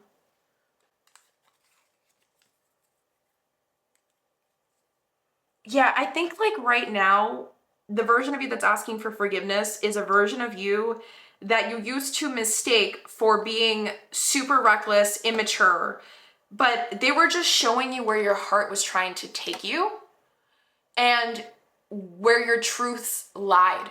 And the discerning you, this version, pile number 3, you're learning how, or you're meant to at this time, to learn how to work with the part that's trying to show you where your truth shines. Does that make sense? Because at the end of the day, all versions of you, regardless of which version we're talking about, is going to always want the best for you. Even if it's not like the way that they do it, it doesn't make sense the most, because they're just trying to protect you at the end of the day. Does that make sense? So let us look at this archetype. Oh, wow, okay. We have hero/heroine, with the light attribute being passion for a journey of personal empowerment. Exactly. And then shadow attribute, escapism and a false sense of heroism. You thought it was this, but what they were really trying to do was that for you. And the version of you that's asking for forgiveness is the version of you that's trying to show you that listening to your truth there's no, like, that's the path you're meant to go down on. It's not the one that feels the safest. It's the one that you're meant to go down on. I wanted to do reversals and I don't know why. I'm gonna go with it. I wasn't planning on doing reversals at all. At all. I did not do any reversals at all for anyone, but for you guys, I guess reversals wants to come through, so we're doing it, okay. So what version, let's just get 2 cards out if we can to just clarify here, and then we'll move on to the next question. What version of pile number 3 is asking for forgiveness, regardless of when they come across this video? What version of pile number 3 is asking for forgiveness? Okay, source is telling me this is super weird. They want me to use the second card as the back of the deck. Is this a reverse? Yes, it is. Okay, so we have 2 reversal cards here, and then the actual back of the deck is the 5 of Swords in reverse, with the key word being defeat. But it's in reverse. And then again, we have what? The Hanged Man in reverse. The 4 of Pentacles in reverse. I'm waiting till we get an upright. And then the Magician is the 1 card that's up right here. Yeah, okay. Let me just give me a second. You really think that like you failed. Wow. Like you're not worth it. It's not worth it. It's not something about risk, something about the practicality of the situation not being good enough, quote unquote, for you right now. And so you're just believing that at this point, I'm hearing it's not, like, you believe at this point it's not your battle to fight anymore. It's theirs. That is only gonna click for some people, okay? But another thing I'm also getting to with this energy is it's just not worth it. I'm really trying to like sit with it, but I'm just hearing it's just not worth it. Like, lone wolfing it is always gonna be the better route. You don't trust easily, pile number 3. I feel like a part of you believes that it just, you don't resonate, and, or you get like overwhelmed easily. It feels like there is this feeling of getting overwhelmed so easily when things start getting big or too detailed in terms of to do things on your to-do list, tasks, when more people get involved, when the word more, whatever more means to you, when more blank starts coming in, overwhelming energy just starts to tornado around you. And it makes a defense mechanism like of you just shut down, and you think that's being discerning, but it's just trying to protect you. It makes you smaller. It keeps the fire in. It actually, I think, lights it out. Burns it out, sorry. So we have the Knight of Wands in reverse and the Seven of Cups in reverse. Illusionary success is the keyword here, but it is in reverse. And then we have the Knight of Wands, yeah. I'm just looking at the zodiac signs here at the bottom. A lot of Scorpio energy. And then we have Sagittarius energy here too. Mental energy as well. The version of you that's asking for forgiveness is the version of you that is where your light and your fire turn up. It just doesn't know how to, I guess, direct it in a way where there is grounding energy, as like following it along. It doesn't know how to work with the feeling of stability just yet. Perhaps this is actually an indication that the version of you that's asking for forgiveness is the version of you that was in a state of mind where the nervous system was just so dysregulated. Maybe this version of you was birthed at a place where you just didn't feel safe at all, and so your nervous system was all over the place, and now you're on a journey of trying to work with that, and so it's time to bring this version of you back in, so the light that you've been trying to reignite inside you, the fire you've been trying to reignite inside you, can light back up, because this is the version of you that helps you start to get the F moving, but directed in the right way. And it's only when you can work with it, learn how to channel it, learn how to tame it, I guess you can say. I can't think of a better word right now. I guess it's just befriending it in general. Like, it is befriending it, because then it'll work with you, not against you. Okay. Learning how to flow. Because sometimes you're not gonna realize what your truth is until you, like, are brutally blunt with yourself. And that's very, very hard when all eyes are on you. Like, let's say someone's asking you to make a decision right then and there, and like you're in front of a bunch of people, and then maybe you have this is an example. Maybe you have a mindset of like, oh my God, like, what are they gonna say if I choose option B? Because I know they like option A. They're gonna judge me. They're not gonna like me anymore. They're not gonna like understand me. And so you go with option A because of all the overthinking. But then when you walk away and you're alone, now you're at home and you're in your bed and you're like, I should have said option B. Like, why did I say option A? It's because I know X, Y, and Z prefer that, or because I didn't want to have to defend it. I didn't want to have to explain. There's so many different ways this version of you is showing up, guys. So I really hope that you were able to extract what is necessary to extract for you and your story and your situation from this first part. But we are going to move into the second part, which is the why you have been carrying this version of you for so long. Like, why you've been carrying the resentment, why you've been carrying these feelings towards this version of you for so long, okay? So we're gonna be now getting the Hermit and bringing it in. We're gonna keep these cards here. And I'm going to move. I'll keep this because I felt called on leaving the paper there, but I try to make space so we can bring more cards to the table because we're gonna have a lot more cards coming in. Okay. These wanna stay here.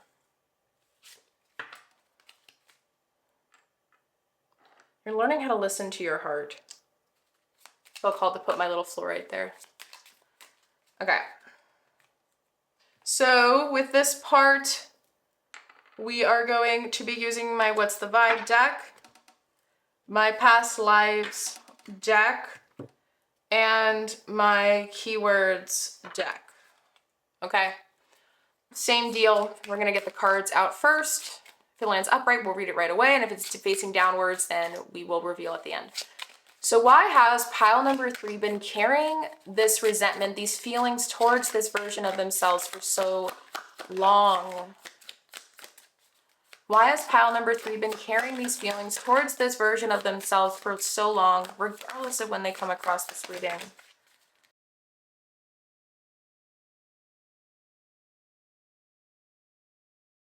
Okay. So these landed over here. We have 2 facing down, 2 facing up. All right, time to look at these. These kind of landed on top of each other, so they are a pair. We have stethoscope, health card, heart and body, heart, mind, and body. Get well, be well, get checkup, healthy choices, change in diet or exercise. Codependency, needy, clingy, rescuer, helper, helped, fixer, chaser, runner dynamic, substance issues, addictions. Okay. These are 2 very polarizing energies. Why have you been carrying these feelings for so long, pile number 3? Because you have actually been trying to work on it. The term self-improvement, self-growth, personal growth, what I was saying earlier, it feels like it's coming through again and shining here. You've been carrying the feelings towards this version of you because you are really genuinely trying to always get better, grow as a human, evolve as an individual. And you recognized or have been on this journey of trying to recognize all where like everyone has toxic traits, right? I don't like the word toxic because I just see them as wounded traits. So we're going to say wounded. Everyone has wounded traits. You've been on a journey of trying to identify your wounded traits more and more often. And with this version of you and the version, like the feelings you've been carrying towards them for so long specifically, you have been carrying it because you've been trying to figure it out, understand it better. I don't know or think that before watching this video too, especially, you had the full picture or idea or understanding on who this real version of you was, why they were here, why they were manifesting the way they were. Maybe I feel like some of you guys that pick this pile have gone to therapy before and it helped. I'm hearing like it helped, but you know, like you could do more, you could have gotten more than what you like versus like, because you wanted more out of it, it feels like, and you didn't really get all of it that you were hoping. It was nice, like it's like you had it. Let's say you like apple pie. You got like a couple slices of apple pie, but you couldn't get the whole pie from that experience, and you wanted to. So there's still some sort of unraveling, self-discovery moment happening here, where you're still really trying to understand this version of you. Maybe you still don't know exactly how to access it either, is what I'm hearing. But you're in like self-analysis mode, or have been. And that's why the feelings haven't dimmed or left. And that I'm also hearing, because you've been on this mode, that's why it kind of feels like you haven't made a lot of progress yet, or things haven't shifted, because you're in the, what's the word? The shape-shifting part. You're a caterpillar starting to go into its, no, actually, you're the caterpillar in its cocoon. Yeah. You are in the cocoon stage, and that takes a while, and you're still trying to figure things out inside there. So if something that you were trying to work on externally, like a material thing, a personal thing, an emotional fulfillment goal of some kind or wish, and it didn't work out, you did do everything right is what I'm hearing. It's just the energy, the frequency, the state of mind you were in, it wasn't aligned just yet, but there's divine timing here that you don't realize. Let me see what the back of the deck for this was. Red, running away, red flag, I can't say these words, sneaky bee, hose, like I'm not saying hose, like hose water, hidden agenda, keeps it on the down low, secretive.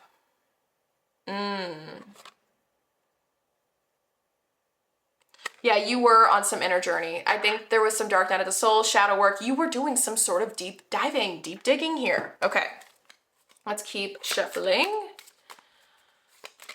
Why has pile number 3 been carrying these feelings towards this version of themselves for so long, regardless of when they come across this video? Why has pile number 3 been carrying these feelings towards this version of themselves for so long, regardless of when they come across this reading? Okay. Back of the deck is masculine energy. We have authority, discipline, father figure. You are in this state, like you're trying to be discerning. Okay. So the card, okay, did both cards? Yeah, both cards landed upright. And so this card landed directly on top of the stethoscope and codependency. We have running, escape, denial, excuses.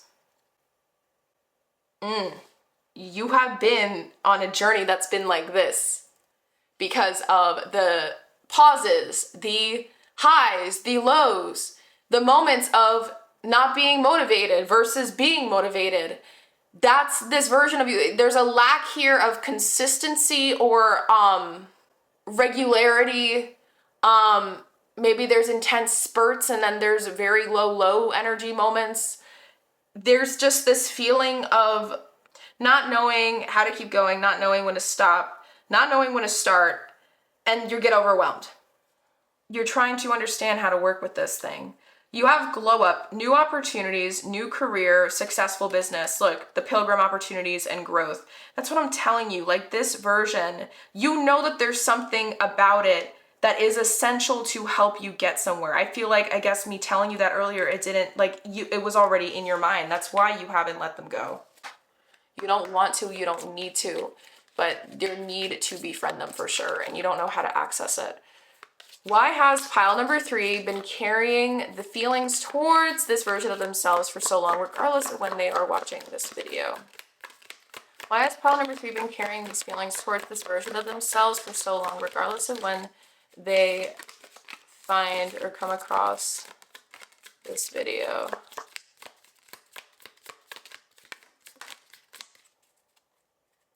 Okay, so the way I use this, I always forget. I look at the words that are facing up, okay? We have true love, love of convenience and romance, star-crossed love. Yeah, like you know that you're meant to work together some way. Okay, so this is the only card that landed over here. It's all alone. And it says primal or ab-original, star-crossed. Physical, a bus, I can't say the word. You can see it though. Maybe this has to do with the why you have been carrying it, because you got yourself in a sticky situation with this version of you when it was taking the steering wheel over your life, and you don't want the same thing to happen again, and that's why you're keeping it under wraps, but you know that you need something about it. And it's like you either turn it on and you're terrified because you think it's going to take over everything, or you keep it off and then there's no fire at all. Does that make sense? You're trying to learn how to find like that happy medium, and that's why you still carrying these feelings here and still carrying this version of you on your back, because you know you're not meant to let them go. And the feelings are because of the root source of what led this version of you to being birthed, or how you had to learn that you had to tame the fire that this version of you creates. You had to learn how to tame it. And the realization moment that led to that was so traumatic for you that made you feel like you had to pent it all up inside you. You had to pull back your energy, not emit it out so much anymore. It scared you very bad because of it. And then we have witness, torturer, peasant, farmer, mental illness, Southern Europe. And then we have age of discovery, overcoming fear. There's something that happened that someone is aware of in your familial line, the people that raised you, there's something about how you were raised, how you grew up, someone involved in your childhood and adolescent life that did something not good to you, pile number 3. And in that same category of people, there may be someone that knows a little bit about it, like maybe you try to tell them about it, but they don't, and you feel like they still don't care, or they don't acknowledge it as much as you wish they did. There's still a part of you that wants to be seen very, very, very heavily. And you carry these feelings towards this version of you because you have a lot of anger still from what happened. And maybe that's why I felt like some of you guys did go to therapy, because it does help you, like, in the moment is what I'm hearing. Like, if you have moments of, like, explosiveness or snappiness, like, you learned how to sort of, there's some sort of coping mechanism that is beneficial, but it doesn't help the whole thing. And I am hearing it's because you didn't get to fully go into the entire thing. There's still some discovering left to be done here. And it's only when you look at to the root source a little bit more, even though it's really freaking hard to, is what I'm hearing, that is where you're going to be able to understand why it's so hard to find this version of you, because they are hiding, you know, because of the origin story of them and how they became, not the origin story, sorry, the story of shutting them down, kicking them out of the driver's seat. Because of that, you know, they feel like worthless.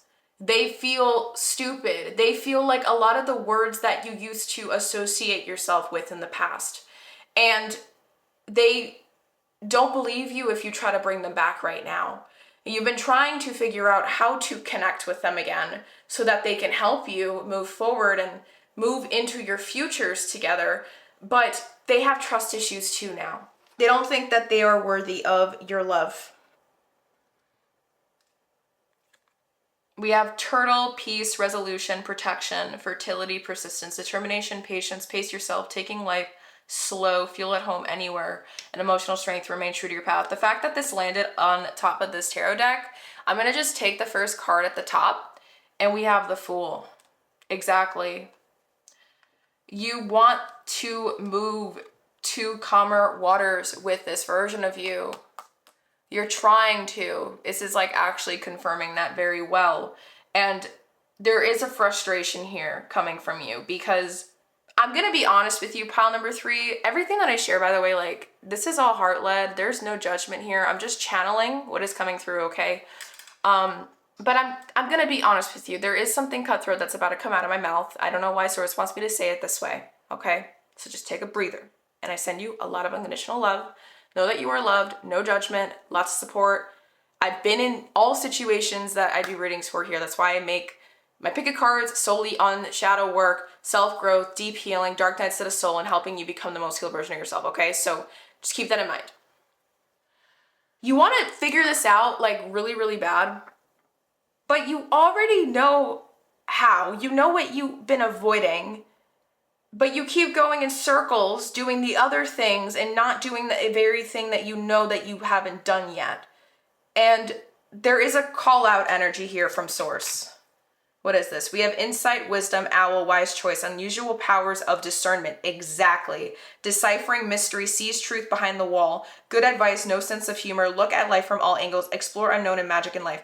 Exactly. Like, you know the lighting up. You are a lot more wiser than you give yourself credit for. And what I'm saying is something you know. You know how you're a silent observer when it comes to outdoor settings or social settings. Like, you have discerning energy. I've said that word so many times in your reading so far. And it's not by accident. It's because you know how to solve your own problems, pile number 3. It's just, you keep, when it comes to solving it at the very end, like the ultimate thing you gotta do, you keep trying to trick your own mind into not being honest with yourself there. And so it just, self-sabotage happens and you do something else instead. And maybe that is the version of you that comes out that you don't realize. Like, you dissociate and then they just step in and they take the wheel for you and then they do reckless and stupid things. And when I say that, reckless and stupid, I don't want you to think I'm calling you stupid, but I'm saying like, they go at a laundromat and they stick themselves in the laundromat machine just because, for the giggles with their friends. Like, I don't know, do you not get what I'm saying there? Because that's kind of a dangerous situation to be in. Maybe there's adrenaline junkie energy here that happens when you dissociate and you don't know why, but you do know why at the same time. I'm hearing you feel like you have nothing to lose sometimes, but you have everything to lose and you know this. And it's weird, like maybe there was a lack of a father figure growing up in your life. And there's just tension with masculine energy is what I'm sensing. Like there's rebellion here, but the rebellion should be used to help you go get what you want by not caring what anyone else thinks while you go do it. Like, do you not see what I'm saying? It's like you are so close. You're working with the things the way you're like meant to, but you're ignoring the one thing that you know you have to do. You are very, very smart, pile number 3. I know you are. And you try to find every other way to avoid doing that one thing. I don't know how to explain it any other way than that, but it has to do with like self-growth. It's self-development. Maybe you're avoiding looking at something because you know it's really hard to. But, okay. Let's now look on why you are ready to forgive this version of you now, because I am quite curious, like, why did this all come up? Because, like, why is it different than any other moment that you've been trying? Because we can see you have been continuously, constantly trying. So we're using my Yin Yang Oracle, my runes deck, and then my Embracing the Shadow deck. All right. So what makes pile number 3 ready to forgive this version of themselves now, regardless of when they come across this reading?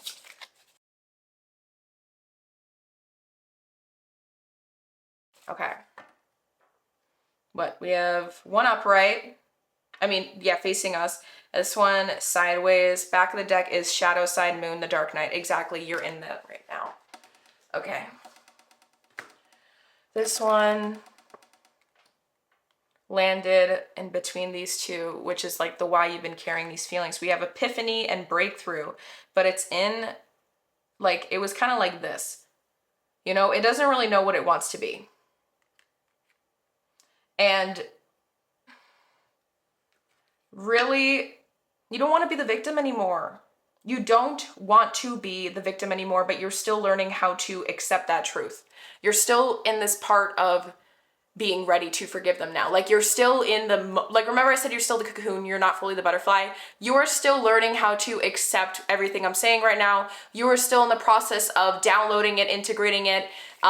You're in the midst of the transformational point of being ready to fully forgive this version. Does that make sense? Okay. What makes pile number 3 ready to forgive this version of themselves now, regardless of when they come across this reading? What makes pile number 3 ready to forgive this version of themselves now, regardless of when they come across this reading? Okay. Oh, nope, facing it down. And then the last one. What makes pile number 3 ready to forgive this version of themselves now, regardless of when they come across this reading? Okay, you don't have anything else.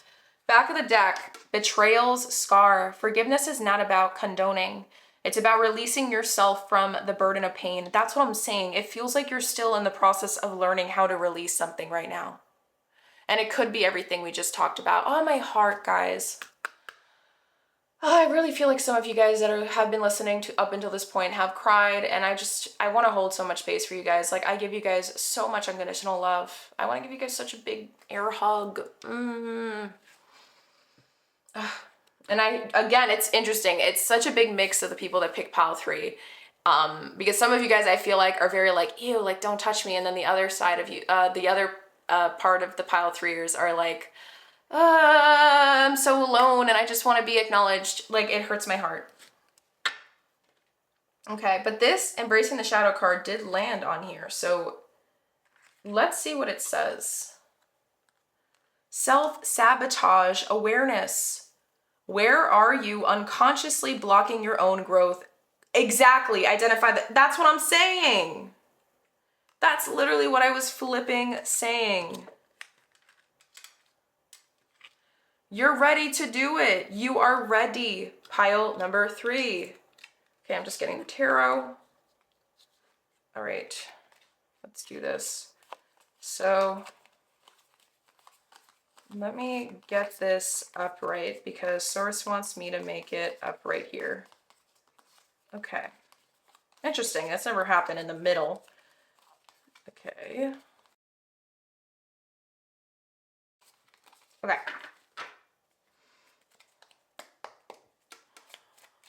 What makes pile number 3 ready to forgive this version of themselves now, regardless of when they come across this reading? What makes pile number 3 ready to forgive this version of themselves now, regardless of when they come across this reading?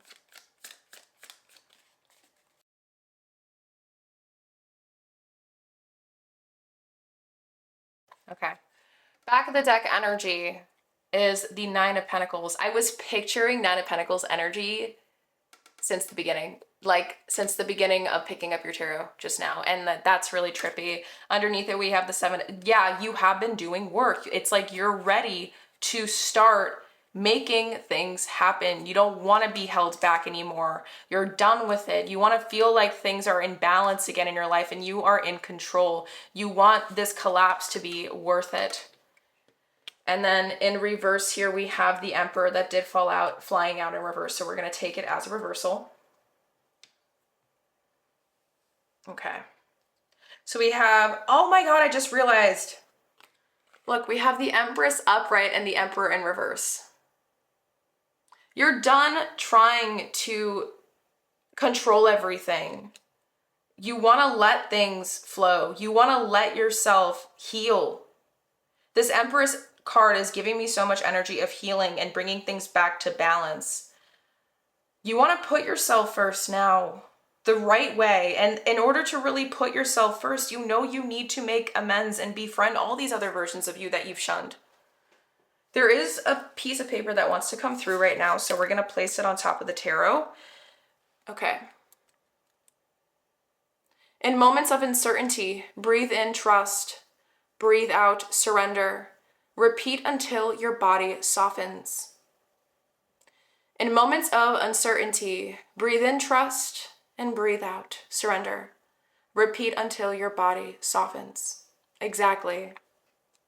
You're not trying to control or force things anymore. You know, I feel like you're finally realizing that you know what you need to do. With the rune that came out on what makes you ready to forgive, we have the Naughty's rune, which is about delays, restriction, resistance leading to strength. Exactly. That's why I'm saying, like, whatever you wanted to work out earlier that you feel like didn't, like, it was all divine timing. It was all essential. Like this moment, exactly what you're listening to this reading for, if you're still here, guys, this is the why behind things couldn't work out, because you had to hear these messages first. And this is the key that's helping you move forward. And we're going to dive into that as the last question after here. We have, resistance leading to strength, innovation, need fire, self-reliance, that's where you're learning, distress, confusion, conflict, and the power of will to overcome them. This fire, this version of you that has the fire is going to help you do it. But in order to do it, you know you need to surrender, and I feel like you're in a time where you're letting it happen. For the Yin Yang Oracle, over the past life cards, celebration, gifts, and abundance. Yes, you're learning that this is what holds the key to it all. The truth, the root source. You need to look at those things again, and you're aware of it. You're a lot smarter. And I was going to say you're a lot smarter than you realize, but you know how smart you are. You've been just denying it because I think maybe you were afraid of what would happen if you finally owned it, the truth. You were afraid of the power, that the responsibility, the obligation you have to yourself to make it through the whole hardest part, the darkest parts of it. Oh, my heart. I am feeling called to share something with you guys. It's an invitation. If you don't want to do it, if it doesn't resonate, then you don't have to, but I am at source literally said now, so I'm like, okay, let's share it. Just so in case you guys don't know who I am Ahimsa Heals, a trauma-informed facilitator for deep healing. Basically what that is I work one-on-one with clients to help people who are feeling lost, stuck, or just quietly tired of self-sabotaging heal themselves from the inside out. If that sounds something that you would like to explore with me one-on-one, you are more than welcome to go to the description box below in my link that says my link tree takes you to my website to book a free soul clarity call with me and see if we would be a good fit to work together one-on-one. Maybe we can kind of work on this together. If that doesn't resonate, there is another thing that I'm also offering as well, which is group gatherings, community gatherings, all virtual and online. Basically what that's going to be, it's going to be a mix of different things all under the umbrella of healing. It can range all the way from astrology for self-discovery and deeper healing, and all the way to neuroscience, learning how to work with your brain, the chronic stress response, how to rewire your brain, and learning how to regulate your own nervous system. So you will get to choose in the second link below exactly what you would want to sign up for to be informed about. And all you would be doing in that second link is signing up to be on the waiting list for when I start launching my virtual workshops, gatherings, circles, and all those other community events, okay? Basically, I built that because I wanted healing to be as accessible and affordable as possible if one-on-one work is something that you cannot afford right now, okay? I really am trying to do everything in my power here to really make healing accessible. Healed people are who help heal this world. I can see that you are really trying and you do have what it takes. I see the strength here. And so maybe that is why Source wanted me to share these things with you guys, okay? I'm going to continue. I just wanted to put that out there, okay? But I do send you guys so much unconditional love, and I feel so blessed that I get to keep doing this reading for you guys, because it really does feel like you are about to go through some major shedding, and it's gonna help you get to living in the world of your dreams. Yep. And this is confirmation, you know, with material work, Three of Pentacles is about collaboration. So it is possible that, you know, needing some guidance right now is probably the thing that's going to aid you. I am feeling called to pull out another paper, okay? And then we're gonna move into the second to last thing, and then we're doing a final channel message from Source to finish up your reading with my Mystical Shaman deck. But I'm gonna get this paper here. For some reason, I want it to come out. Okay, let's see what it says.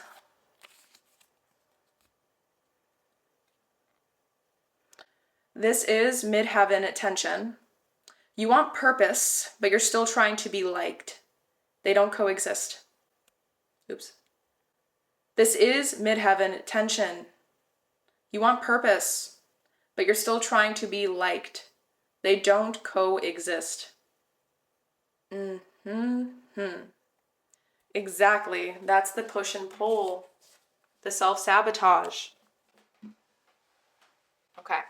We are going to now just move this back of the deck energy just so I have some space.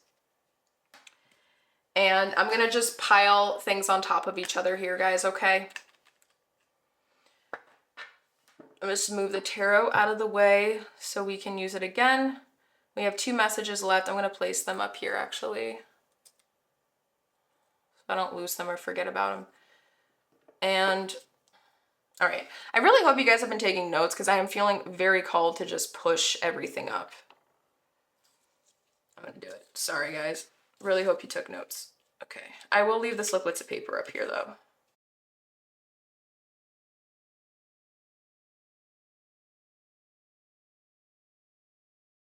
The glow up energy here, by the way, is true 9 of Pentacles. So, all right, we're going to be using my fortune deck here, my love deck. Oh my God, I almost dropped everything on the floor. Tea leaf cards and my magical spell cards, okay? So what becomes possible for pile number 3 once they stop punishing this version of themselves, regardless of when they come across this reading?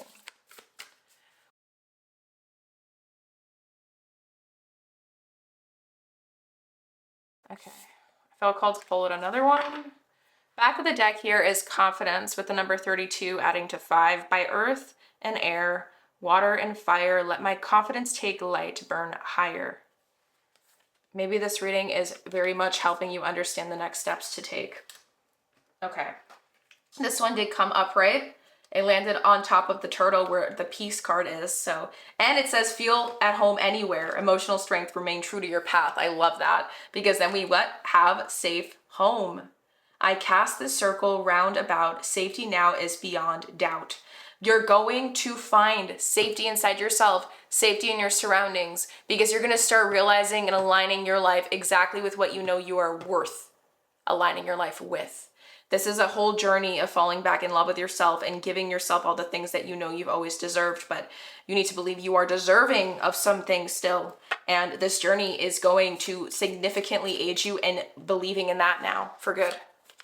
Especially when you stop punishing this version of you, because this is what holds the key to helping you get to that safe home energy. What becomes possible for pile number 3 when they stop punishing this version of themselves, regardless of when they come across this reading? What becomes possible for pile number 3 when they stop punishing this version of themselves, regardless of when they come across this reading? Okay, nothing. Oh, we did get one. All right. I'm gonna read the back because I feel called to. Firecracker, excitement. That's so funny. So maybe I hyped you guys up, because I am feeling like currently you're like, oh my God, I gotta do this. So yay, I love it. Maybe even listening to this reading, yes, success, see? Maybe even, oh my God, my throat, sorry. Maybe even listening to this reading felt like finally it's clicked. There's something clicking now, like you're feeling inspired to take action. Honestly too, I'm gonna be a pain, I'm sorry if some of you guys hate me. This could even be like, you feel excited that you have an opportunity. Like you feel excited that you have like a bone that's leading you somewhere. Does that make sense? Because maybe like the waiting list thing or doing one-on-one and like talking to somebody, like there's something here where you're like, finally, like there's a lead. You have a lead to follow. That's the better word, not a bone. That didn't make sense. Okay. I was thinking about a dog with a bone, but you have a lead now. I don't know if that, yeah. Maybe it's the YouTube channel. Like, I don't know. Okay. What becomes, or something in the reading in itself. Oh, I didn't even read this. Oh, this came upright and it landed on the 9 of Pentacles here. We have pig, beware of greed. That is so interesting that we got pig, because I have a little pig crystal and I felt called to bring him up or down here for the recording for you guys before I started and clicked record, but then I was like, I don't know why. So that is giving me a little bit of confirmation on that energy that I had. So there is an abundance here. There is an abundance of energy. There is a lot of it, and that is the Jupiter and Sagittarius in its respective home with this version of you. But wanting more and more and more, I feel like with beware of greed with the pig, this is more so about you being able to have it all. And because you'll have it all, and because of how focused you are on self-growth and personal growth, pile number 3, because remember, this was a big reoccurring theme that I even channeled starting your reading with, it's going to make you feel like you want more, want more, want more. And so I feel like this is kind of too, like, you're gonna now learn what becomes possible when you stop punishing this version of you is the next step forward. And it's gonna be to regulate your nervous system. Remember I brought that up earlier, lack of nervous system regulation. It feels like that's something that's also going to be key to getting to the happily ever after. Like you're going to get one happily ever after, but then there's another one, and then the other one is like, I don't know. I hope that makes sense, okay? I'm going to keep it as how I said it. We have another set of my tea leaf cards, so we're just going to shuffle that one more time. What becomes possible for pile number 3 when they stop punishing this version of themselves, regardless of when they come across this reading? What becomes possible for pile number 3 when they stop punishing this version of themselves, regardless of when they come across this reading? Oops, okay. Did anything, oh, this one? Okay, what's the back of the deck? We have not, unsuccessful plans. With Rose, romance is in the air. Ah, this answered it, okay. This is about like self-growth and success, but this is about love. All right, this one landed facing down. Wants to go here. This is here. Okay.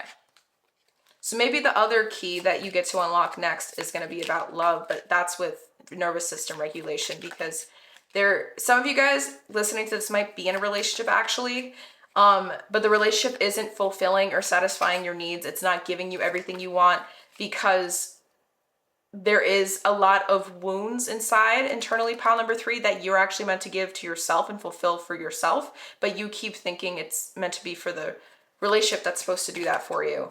And it's because of nervous system regulation. Like there's always this feeling of a problem happening, like there's something bad around the corner. If that resonates, that's what I am sensing genuinely, but you're learning that, you're going to learn that that's going to be the next step here through this journey. Don't overthink it, please. That's the thing with tarot. Sometimes it can get you a little nervous because it shares a little bit too much. Like sometimes we don't want to know too much, but I feel like you guys are able to focus on one step at a time. Obviously, we're going to do a final channel message at the end, and we'll get to see like the mystical shaman deck, like what source wants you to walk away knowing from this reading fully, okay? So don't worry too much about that, because that's what leads to overwhelm for you. Like thinking too much about the future.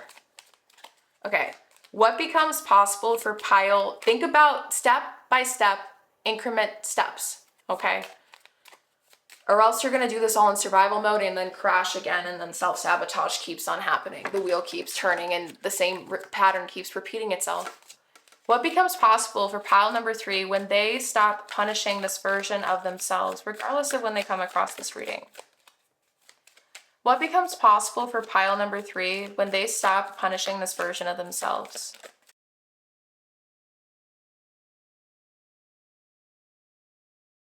Okay, back of the deck, kisses, unconditionally loving, giving and receiving affection, falling in love. There we go. Okay, and this landed on these two with midheaven and purpose, but you're still trying to be liked. They don't coexist, and in the moment, breathe in trust, breathe out surrender, repeat until your body softens. Okay, we're gonna leave it there just so you know. And then the last deck here. Oops. What becomes possible for pile number 3 when they stop punishing this version of themselves?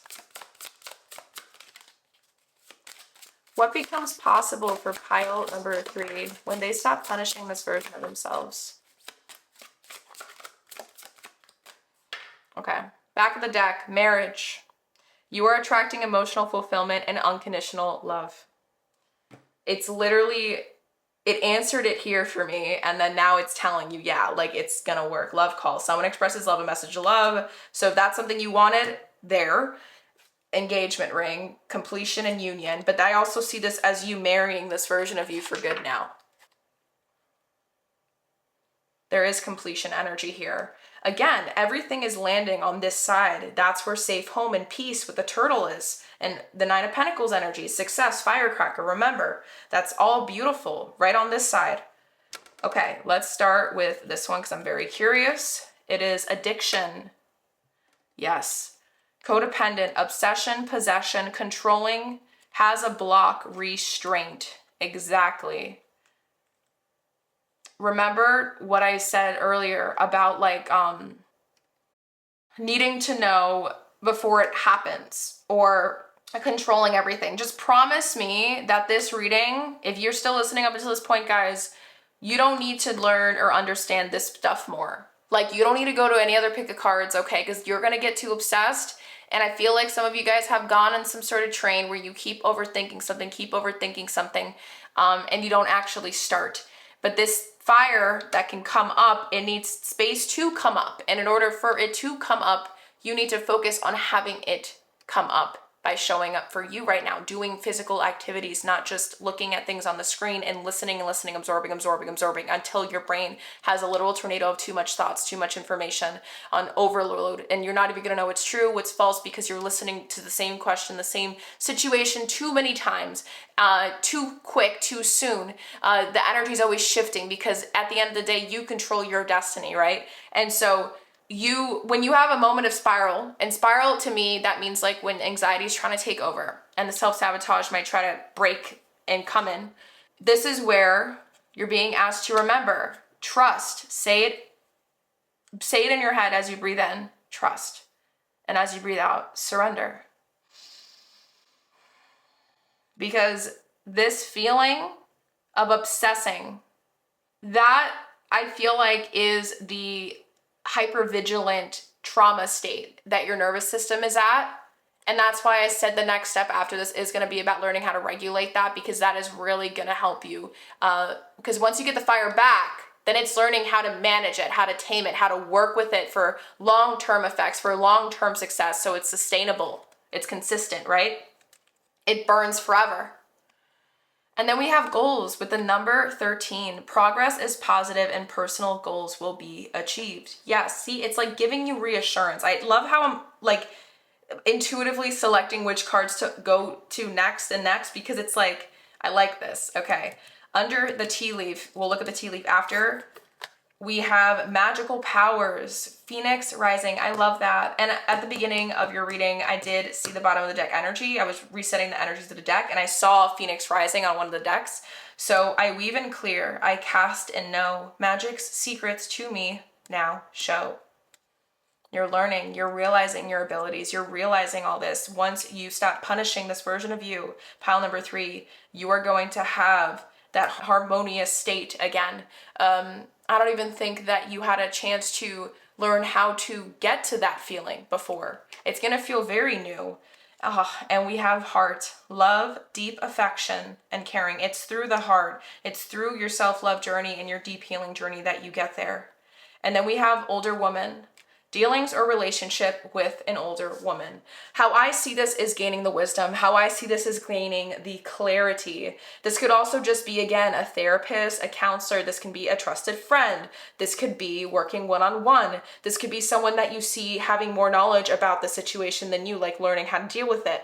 But I feel like I keep channeling wisdom, and wisdom in the feminine energetic sense, because you are on a journey of wanting to reparent yourself, and there needs nurturing here when you are still having trouble fully learning how to show up and nurture yourself right now. Okay, let us get another sliplet of paper. And it says, exactly. This energy feels like 4th house vibes. Inner child, ancestry, unspoken needs. Start there. This energy feels like 4th house vibes. Inner child, ancestry, unspoken needs. Start there. Generational trauma. Again, this is the root source. Exploring that, very important. Another breadcrumb I want to give you guys in case you do feel called to want to keep learning and it's not a reading. On my YouTube channel, I have a playlist on root chakra healing and how to heal it. If you guys do not resonate with root chakra, the chakra system, you don't have to. I like to use chakra psychology for self-growth and deep healing purposes, and whether you believe in it or not, that whole series is so flipping helpful for uncovering root sources of trauma, okay? Learning how to find a safe home inside yourself. Because if you don't have a foundation to come back to again and again in the midst of healing, in the moments where it feels the most chaotic, you're not going to be able to be consistent at it, and you might end up going backwards. You might end up having to start over. Does that make sense? So I highly recommend it. I feel like that can really be a great first step when it comes to the nervous system regulation stuff as well, and also learning how to work with this version of you more. So go to the channel and explore that if you feel called to. But before we look at this final piece of paper, let us get to finish up your reading, loves, your mystical shaman card, okay? And we will get a, what was I gonna say? The mystical shaman booklet over here. And we will use it. Again, hope you took notes. We're gonna use it to interpret what comes through, okay? Do you see how that all flew? Sorry.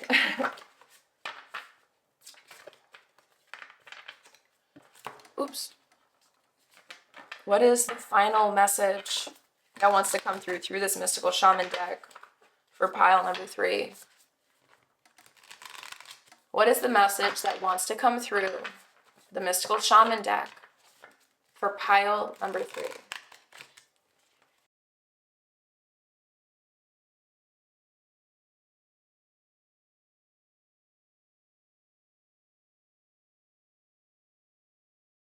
Okay. We have an upright card. So much love here. The number five may be of significance to you. We have the beloved. I also did see, and I forgot to mention it, 333 on my camera when I stood up earlier. So if you want to write that down as you're taking notes, you can look up the meanings of those things later. But I also want you to look up the meaning of the number 5, because 5 did come up a couple of other times in your reading as well. So let us get to the page for the beloved, and we're going to read the invitation for this card together.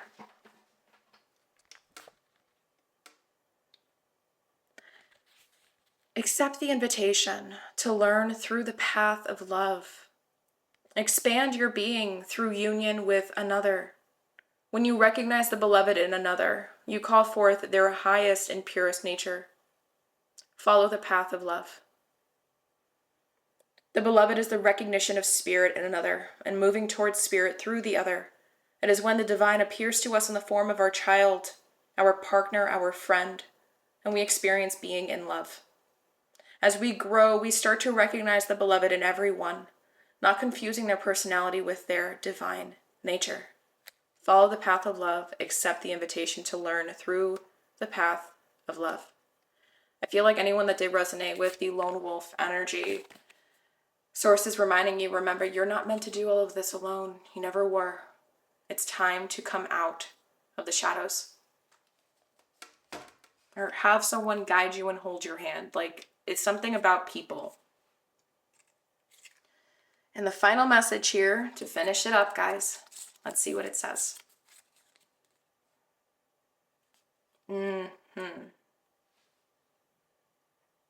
Remember, you are the one healing and trying to grow, not them.